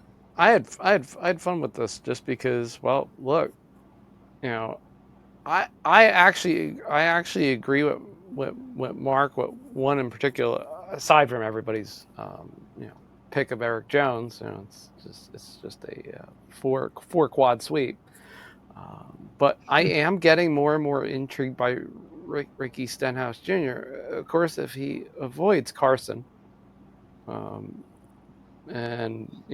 a few other imaginary bad pit stops, he's going to qualify low. Low. At least that's the expectation. He'll inch his way up the field and wind up somehow magically having this nice +8 to +10 place differential where it's like, oh yeah, that was nice. That was solid. Going along that same line, Michael McDowell probably finds a way somehow to do well on this track. Sometimes not by his own luck, because that tends to kind of always be the case this time of year with McDowell. I don't know what it is. I mean, look, we all know what happened at Daytona, but in the middle of the year, some of these tracks he somehow manages to find a way, and I don't know how I found this, but of course I did. Going back on the point with Josh Berry, you look at some of McDowell's results and you go, well, wait a minute, he was doing really well the last 3 years opening, and then faded. I mean, you look stage 1, top 10, stage 2, 22, stage 1, top 10, faded but bounced back. So this seems to go every other year, and it's goofy too, because like he qualifies pretty well, then he doesn't, then he does, then he doesn't. Last year he didn't. So this the year where he kind of puts it semi together and does enough to make everybody happy, DFS wise, and I think it is. I dig it. And have you guys heard have you heard Dale Jr.'s podcast when he talks about Ricky Stenhouse, by the way? I'm not sure if I heard that one. A few times. So one thing Junior pointed out, because they were talking about the host of our Stenhouse thing, and he goes, let's look at Ricky. And I forgot what metric they use, but Ricky, like on a speed chart, is like 30th, okay? Which shows up in qualifying. He has consistently qualified in the back, right? Mm-hmm. Yet, at the point of the podcast, which now that he's been wrecked twice is probably not the case, he was above the cut line. Not above the cut line. He was like in the playoffs on points. Yeah. And it's been just him superseding or exceeding expectations from a racing standpoint and advancing, to your point, Chris, that 8, 10, 12, 13 spots, that he's just been outperforming the equipment. He really has. So it's very interesting to see Stenhouse get mentioned here, and I do think he's worth a shout out because he has consistently outperformed all his qualifying. He's outperformed the speed in the car. He has done everything that's been asked of him and then some, and you wouldn't even know it, right? I mean, with just especially the last couple of weeks with some of the incidents. And I do want to apologize. Josh Berry should have been in this group, not the previous group. I don't know where I got that screwed up. I typed it up right. He's on the cusp anyway. But I mean, I would have gone Bubba Buscher, Brad Kay, or Priest, something like that. But for this group, I really thought about Stenhouse. I did pivot away a little bit from Stenhouse. I could be talked into it easily. I went Ty Dillon because he's so cheap. At 5,100, he's like more than paid off almost, 9 out of 10 races, it seems like, 7 out of 8. I mean, he's finishing well enough, and he hasn't qualified like awesome everywhere. That's kind of a red flag. But even when he's qualified well, he hasn't raced poorly. So it's hard for me to quit Dillon. So I do like Barry. I do like Dillon. Barry is kind of a wild card. Some of those challenges with McDowell that Chris pointed out do kind of carry over to Barry. And like he said, we're all in on Jones.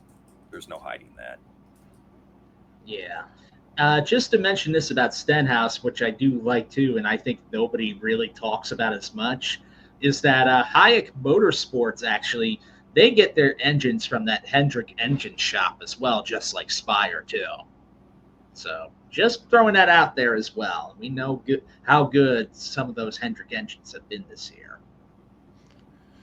Yeah, I mean, look, and I think you guys hit a lot of the points that I like about Stenhouse. The other element to this is, I think groupthink looks at Stenhouse and the whole incident with Hocevar and the buildup throughout the season with him, that Stenhouse immediately after last week is going to come out on a mission with Hocevar.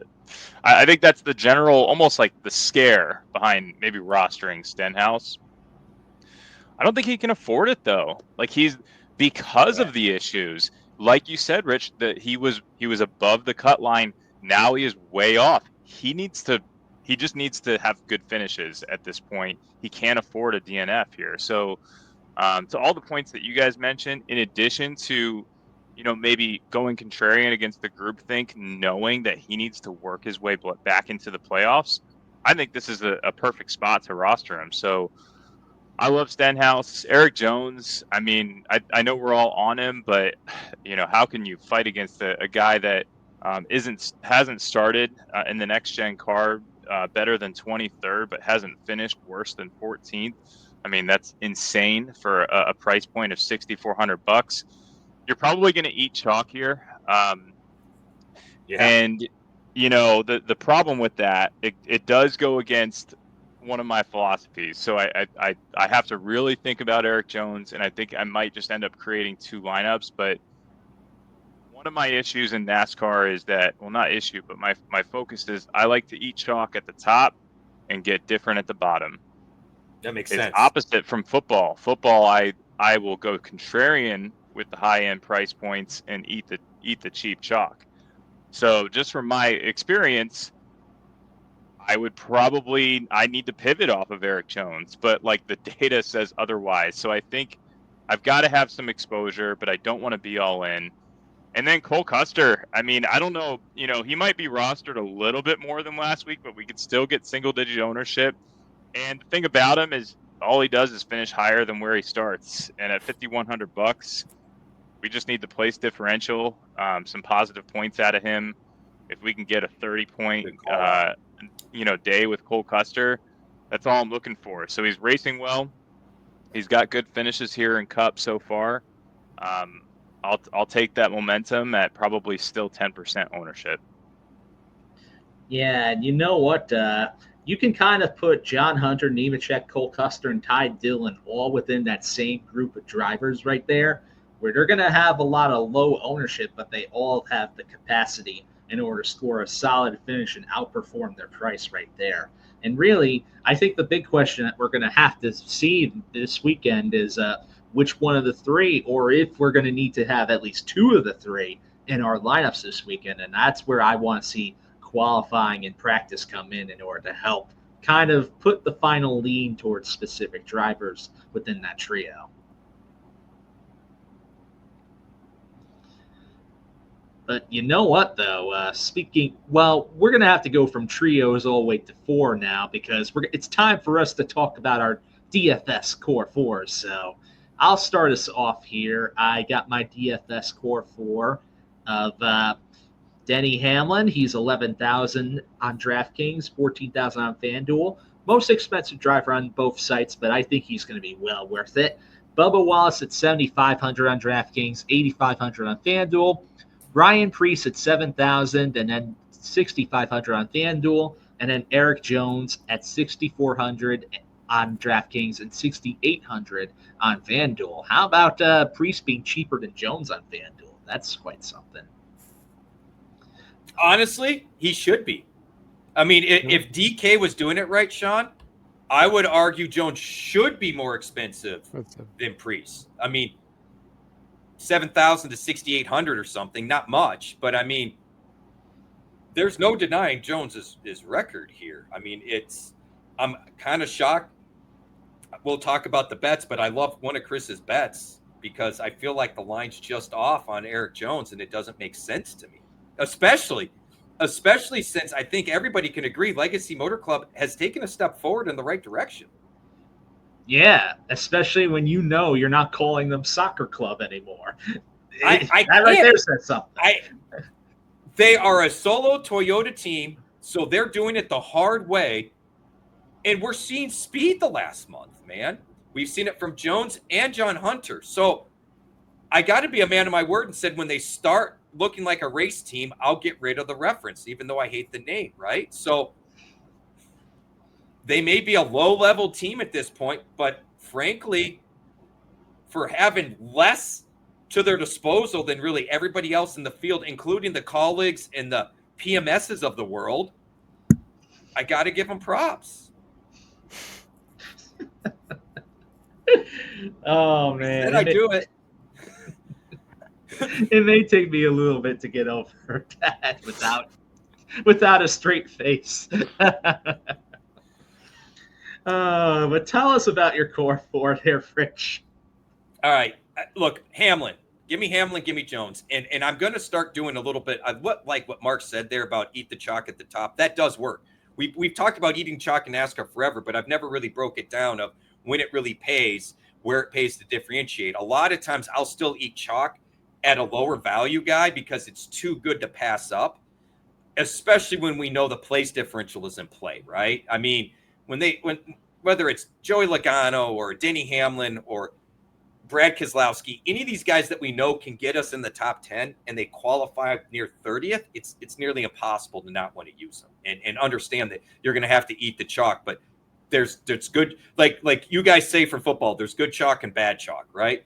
I don't think those guys are bad chalk. That's good chalk. I don't necessarily think Eric Jones is bad chalk. Why? Because I do think he's going to be such a high ownership and he consistently does well. I don't think you want to miss out on the low dollars for the pretty solid return. So give me Jones, give me Hamlin. My curveball would be Josh Berry. I don't think a lot of people are going to be on Josh Berry.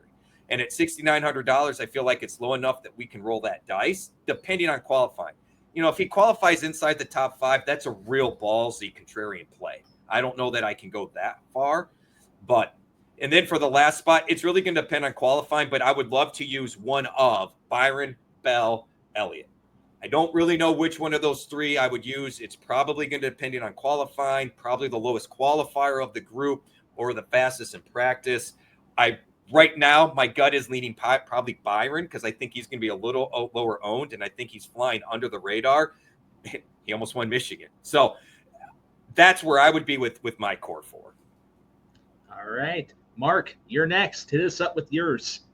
Yeah, so I'm with Denny too. I think the narrative is just strong, and combine that with the numbers. I think you have to include them here. Reddick and Wallace.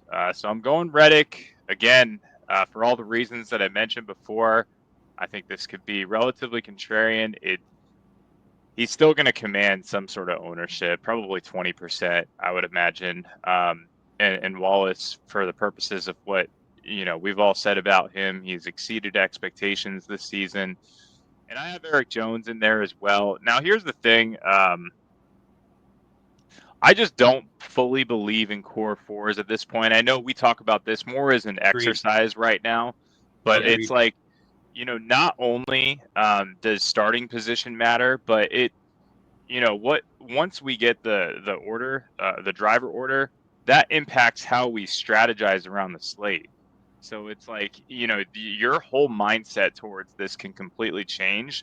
And the concern I have is getting emotionally tied to maybe some of these guys early in the week, and then almost convincing ourselves to, by the point that you get all of the drivers starting positions, you're married to the guy no matter where he starts.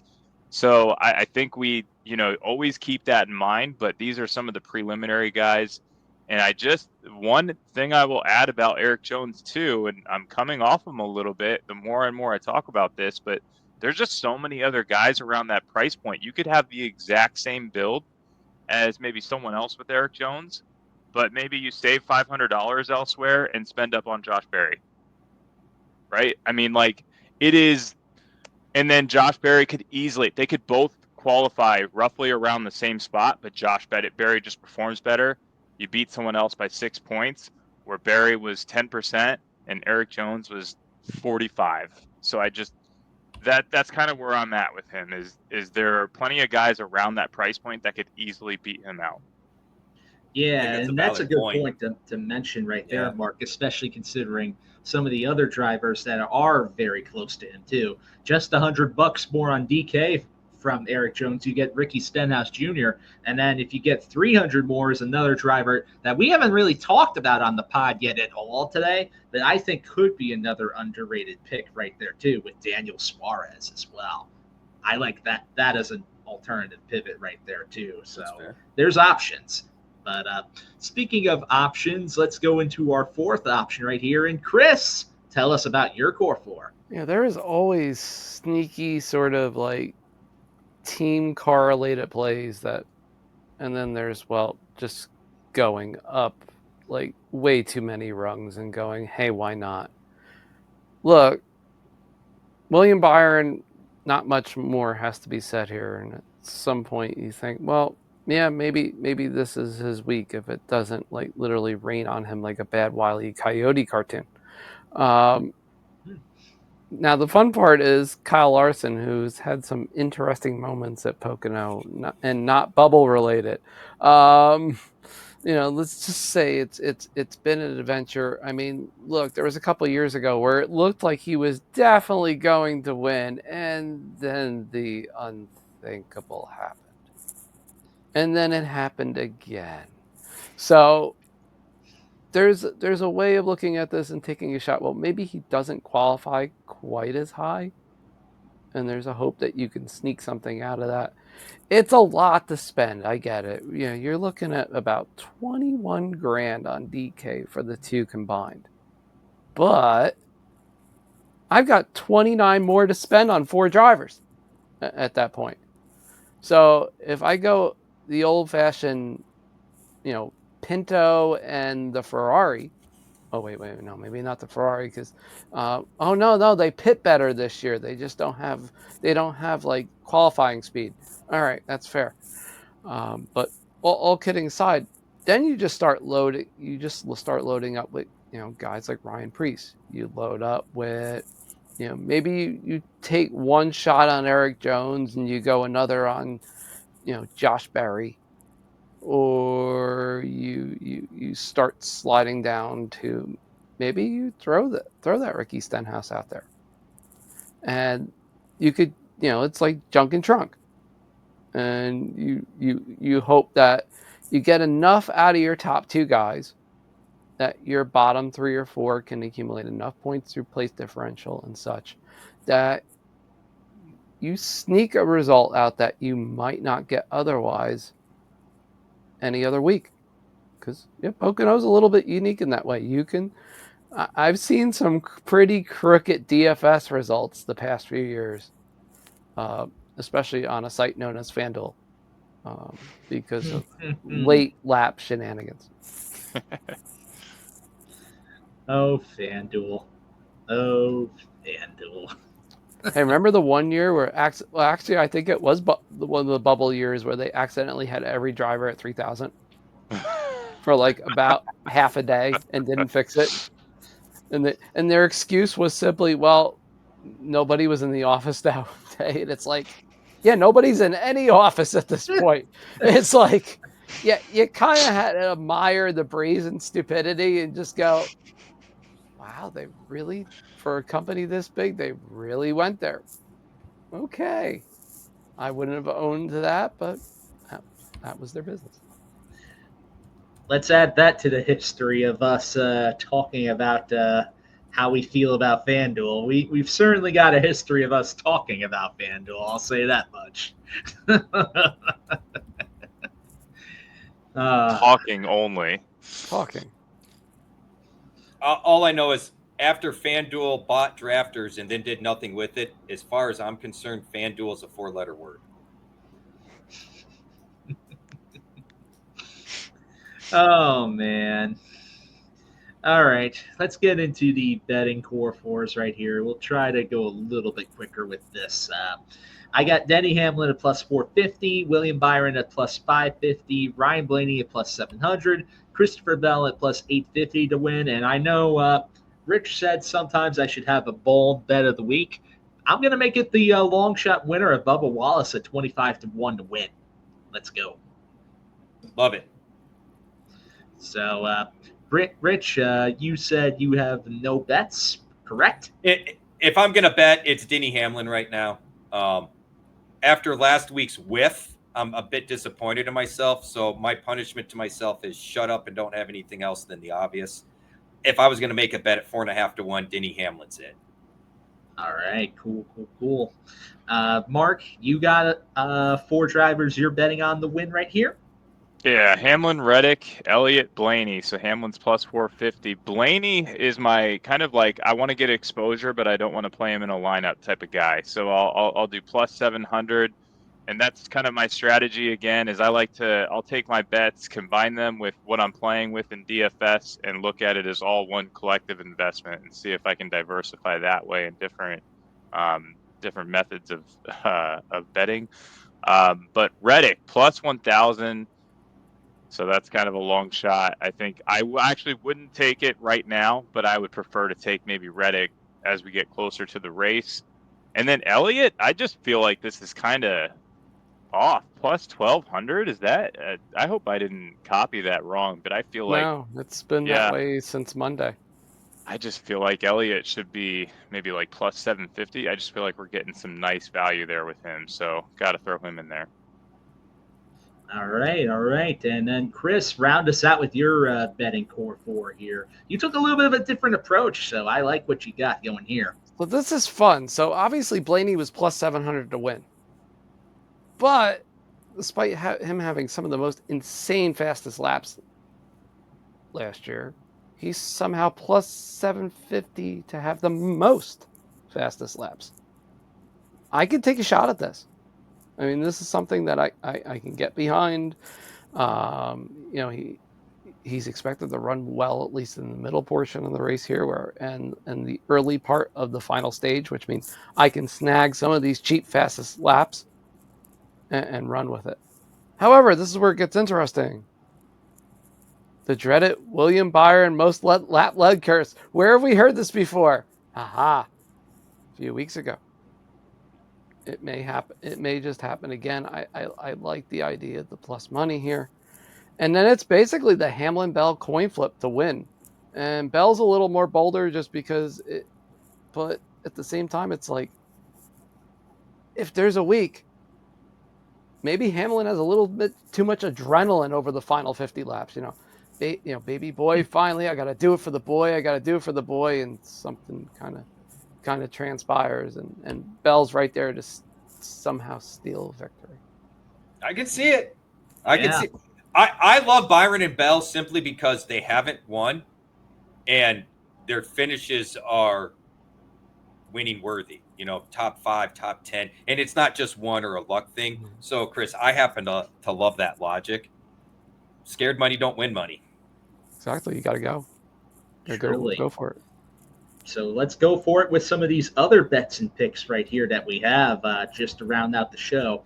Now, I have a couple of different top 10 bets that I think are realistic that could happen. I got Bubba Wallace top 10 at minus 115. I know it's minus odds, but I really like Bubba to finish top 10 this week. Alex Bowman top 10 at plus 110. Again, Ryan Preece top 10 plus 200. Eric Jones top 10 at plus 250. I mean, I cannot ignore that right there. I got one head-to-head bet of Chris Buescher versus Joey Logano. Give me the Cinnamon Toast Crunch over Logano right there at minus 115. And then top forward, Ryan Blaney at plus 130 right there. So there you go. That's what I got today. Yeah, I got for me, I did the Eric Jones bet too, plus 250, top 10. So... and the other thing about it, again, is it goes into my strategy of just maybe because I'm not going all in on him with my DFS lineups, I get a little bit of extra investment there in a top 10 bet. I love top 10 bets just across the board here for this race, so I might take a few others as well leading up. Like it. That's about it for me, though. Cool. Now, I know, Rich, you said you don't have any further bets right here, and he decided to sign off right here, so... I'm just going to put it right to you, Chris. Why don't you bring us home right here? It's like old Darkwing Duck. Let's get dangerous. All right, look, obviously I don't have as much confidence in Elliott, and I don't think it's his fault this week, unfortunately. It's just something weird about the tricky triangle that gets me with him sometimes. Sort of like the unintentional win. There's some kind of weird since that's happened. Pocono's been a real mixed bag for him. So yeah, Blaney at -150 sounds painful, but we have the classic tie-in, obviously with the top Ford at +130, and we can easily throw in a top 3 podium finish at plus money. So you can tie that way. Of course, Bell over Reddick is just give me the money right now. Just give me money, and if I'm wrong, you know what? So be it. I tip my hat to Reddick and go, okay, you figured it out. Or Kyle Larson really did get Bell again, and I just go, wow, maybe Larson has money on Reddick somewhere along the line, because it's happened a few times. It's a coincidence. It's not fact. It's certainly not fact, but it's a definite coincidence. And then of course, top Chevy, I have William Byron, because look, maybe everybody's gonna be on Larson. It's weird because on Monday, Byron was plus 200 and Larson was plus 250. And it flip-flopped. Interesting. And we're nowhere near qualifying. So it's not like I'm confused. Because usually nothing like that flips for till Friday, maybe. So maybe you had a whale come in or something. What book was that on? Do you know? It was on DK. Really? Wow. It opened, yeah. And that wasn't like an immediate open. So it's not like you could sit there and go like Monday morning, bang, it opened like this. That is wild, man. Wow. Hey, my favorites are when DK actually gets the post-qualifying odds in before midnight. The full ones, not just the winner. Mm-hmm. I always love that. It's like I'm sitting there, it's like, all right, I have an article to write, I have 11:59 deadline. I'm waiting for the top 5 and top 10 props to come in. You're not going to come in, are you? And it's like, I'll sit there and tell my guy, I'm like, you really think they're going to come in every week like they do for like the Saturday races? No, that's not how this works. That's not how any of this works. You have a better chance of your favorite cereal coming to you by Amazon than getting these in on time. And it's true. I mean, last week's a great example. Mexico City, the top 5 and top 10 came out on FanDuel early. DraftKings, after the UFC fight night, it was really odd and strange. There's no rational explanation. So you just sit there and go, okay, I give. Wow. Maybe even get that Lucky Charms cereal with just the marshmallows before. I love it. I remember seeing that, and I'm like, my dad's like, oh God, we're gonna have to buy how many boxes of this? And I'm like, that's all the marshmallows. He's like, son, in his best voice, trying not to sound like a kid, son, you're not gonna see any. I'm gonna eat them all, and that's just how it's gonna be. And legit, that was it. The man bought like 3-4 boxes. We didn't see them. Look, people think I'm bad with food. My dad was 100 times worse. And this is one funny story. My dad used to race cars. So, people like, nah. Yeah, my dad used to race cars on Route 1, Wall Township, wherever he could race a car. But he probably jokingly is more well known for the man had candy everywhere.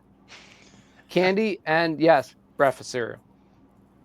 Like, he had a compartment in his work locker that had food, candy, and snacks hidden in partitions.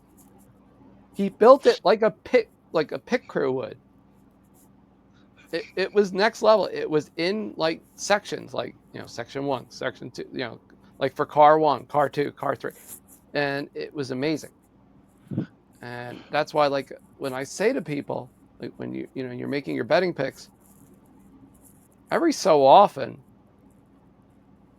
you go small enough, it's okay to go real risky, because you're not going to get that burnt. I mean, if you go to Hollywood Casino not too far away, I'm not hinting that this for some of our Pennsylvania listeners, but you go there, or you go maybe to Wind Creek, and you go to the nice little Bet PA area, because it's pretty nice. I'm not going to lie. I've been there a few dozen times, and you will get some better odds on race day. It's just a fact. You won't get them necessarily on DraftKings. You won't get them on FanDuel. You won't get them on Bet 365 or wherever. But for some reason, on some of the smaller places, like you go state by state, you will get some nice numbers, because I did it a few years ago. I'm not going to lie. I did this with Marty Truex Jr. a few years ago for a certain race called Dover that got rained out. And I was able to get Truex at plus 800 before the race was called. The cool thing about what BetPA did was they allowed you to keep the bet for the next day. The next day, Truex Jr. dropped to like plus 375, because everybody and their uncle knew he's winning that race. So he went from 5th on the board to run away first. Yeah, it doesn't sound like a big amount, but among top 5, 6, placed wagers, to go up that much is a lot. So it's something to keep in mind. It's okay to bet small but dangerous, because you're not going to get as burned. True. Very true story right there. And I was going to also say, I like both of those 2 head-to-head props quite a bit, actually. And I actually was going to try to consider including all of them along with the prop that I mentioned before with the head-to-head right there. But if you parlay actually the 2 head-to-head bets that Chris has, you can get plus 200 odds with them. Yep. So, but if you also do that with the Buescher head-to-head call that I also made earlier, you can jump that up to plus 460 for a 3-legged parlay of head-to-head bets right there. So make of that as you will for those of you that are watching or listening to the Race Guru Thunder Hour, which I'm about to just call this the Food Guru Munching Hour because of how much we've been talking about munching on food and cereal in particular. So it's really fun. It's really fun. I like working this show sometimes. What can I say? So before we head on out of here, Chris, how about you tell our audience right here where they can find you, what you can promote, what you got going on, anything, whatever you want to promote here, man. I know it feels strange, like the hockey season ended last night. It's like, wait, there's more. There's always more. It never ends. So you can find my Indy, Formula One, and NASCAR stuff all on Sports Betting Dime now. Makes it nice and easy to follow. I have fun with that. My MotoGP, yes, I have a insane fetish of racing motorcycles. I don't know why, and I have also an irrational love of trying to kick the stupid Geico fricking, big giant inflatable wherever I go, because there's always one. So obviously, for I don't usually post Supercross bets on X, just because of the infrequency of events, and sometimes I'm actually at them. So, but I try to promote it on social media as I can. Obviously, this is where it gets fun. Yes, I will once again have Tour de France odds like I did last year. No, I am not Tadej Pogacar's #1 fan, contrary to what everybody thinks. I just happen to think he's like the most awesome cyclist that just has the cojones to do what no other cyclist has almost ever done in his life. Then obviously, simply, there's the Nightmare Bear, who might be tolling for Indiana anytime now. And that's it. All right, awesome. Well, it's been great having you on the show today. You gave us a lot of really interesting and cool insights right there, and I really appreciate you coming on and being a part of our show. I think it gelled pretty nicely overall, so glad to have you on today there, Chris. Oh, it's never a problem at all. This is the easy work. I imagine what that hard stuff's like. So, yeah, it's all good for me. That's awesome. Glad to hear it's nice and easy. That's what we try to provide for our listeners and viewers with information and entertainment. So I'd say you fit right in as a natural. Hey, it works for me. I mean, look, I enjoy doing this. I never take it for granted because, well, it feels like I've been doing this forever. And from the infancy of fantasy racing on sites, I may age myself here, but Sandbox. I can remember the old fantasy NASCAR on F1 on Sandbox, which was hysterically bad, but it was fun. I mean, obviously you didn't really win much in the way of money, but it was the idea of literally having bragging rights. And then obviously to see how far it's come now, and there's Grid Rival, which needs to be legal in New Jersey sometime in my lifetime before I'm dead. I mean, if we can get Underdog in New Jersey, we can get certain other places into New Jersey that were thought to be impossible. Come on, I'm not asking much. I mean, I hate to have one more food reference, but I saw it today. They had the old Little Debbie peanut butter crunch bars, and I'm like, they look like a Yodel, but it's basically peanut butter with a little bit of chocolate and peanut butter cream on top of the peanut butter. It seems overloaded, but it's not. The unfortunate thing is, as with all these things that they brought back, they're smaller. So you're getting half the product, pay twice the price. It's kind of expected. But the taste is at least there. So you got to buy a little bit more. That's what kind of DFS has become over the past 5 to 10 years or so. You pay a little more, you get a little less return, but you still come back to it because, well, let's face it, you still love it. Yeah, I'm with you. I feel that way about Dunkaroos when they brought those back too. Dunkaroos. That was a killer. I was really expecting this. Right down. You ever try Dunkaroos cereal there, Mark? I think I've done that at some point, but I don't remember the before and after. So. Dunkaroo cereal is pretty fun. That is different. It is pretty fun if you haven't tried. That's all for the Food Guru Munching Hour, or should I say RaceGuru Thunder Hour for this week's race. Thank you, everybody, so much for being a part of this, whether you watched us or listened to us through audio. It's been great having everybody here and talking some racing. Let's go out there, get some winners all set, and good luck to everyone. May you find the winners to be yours in victory lane. So that's a wrap for this week's RaceGuru Thunder Hour. See you all next time.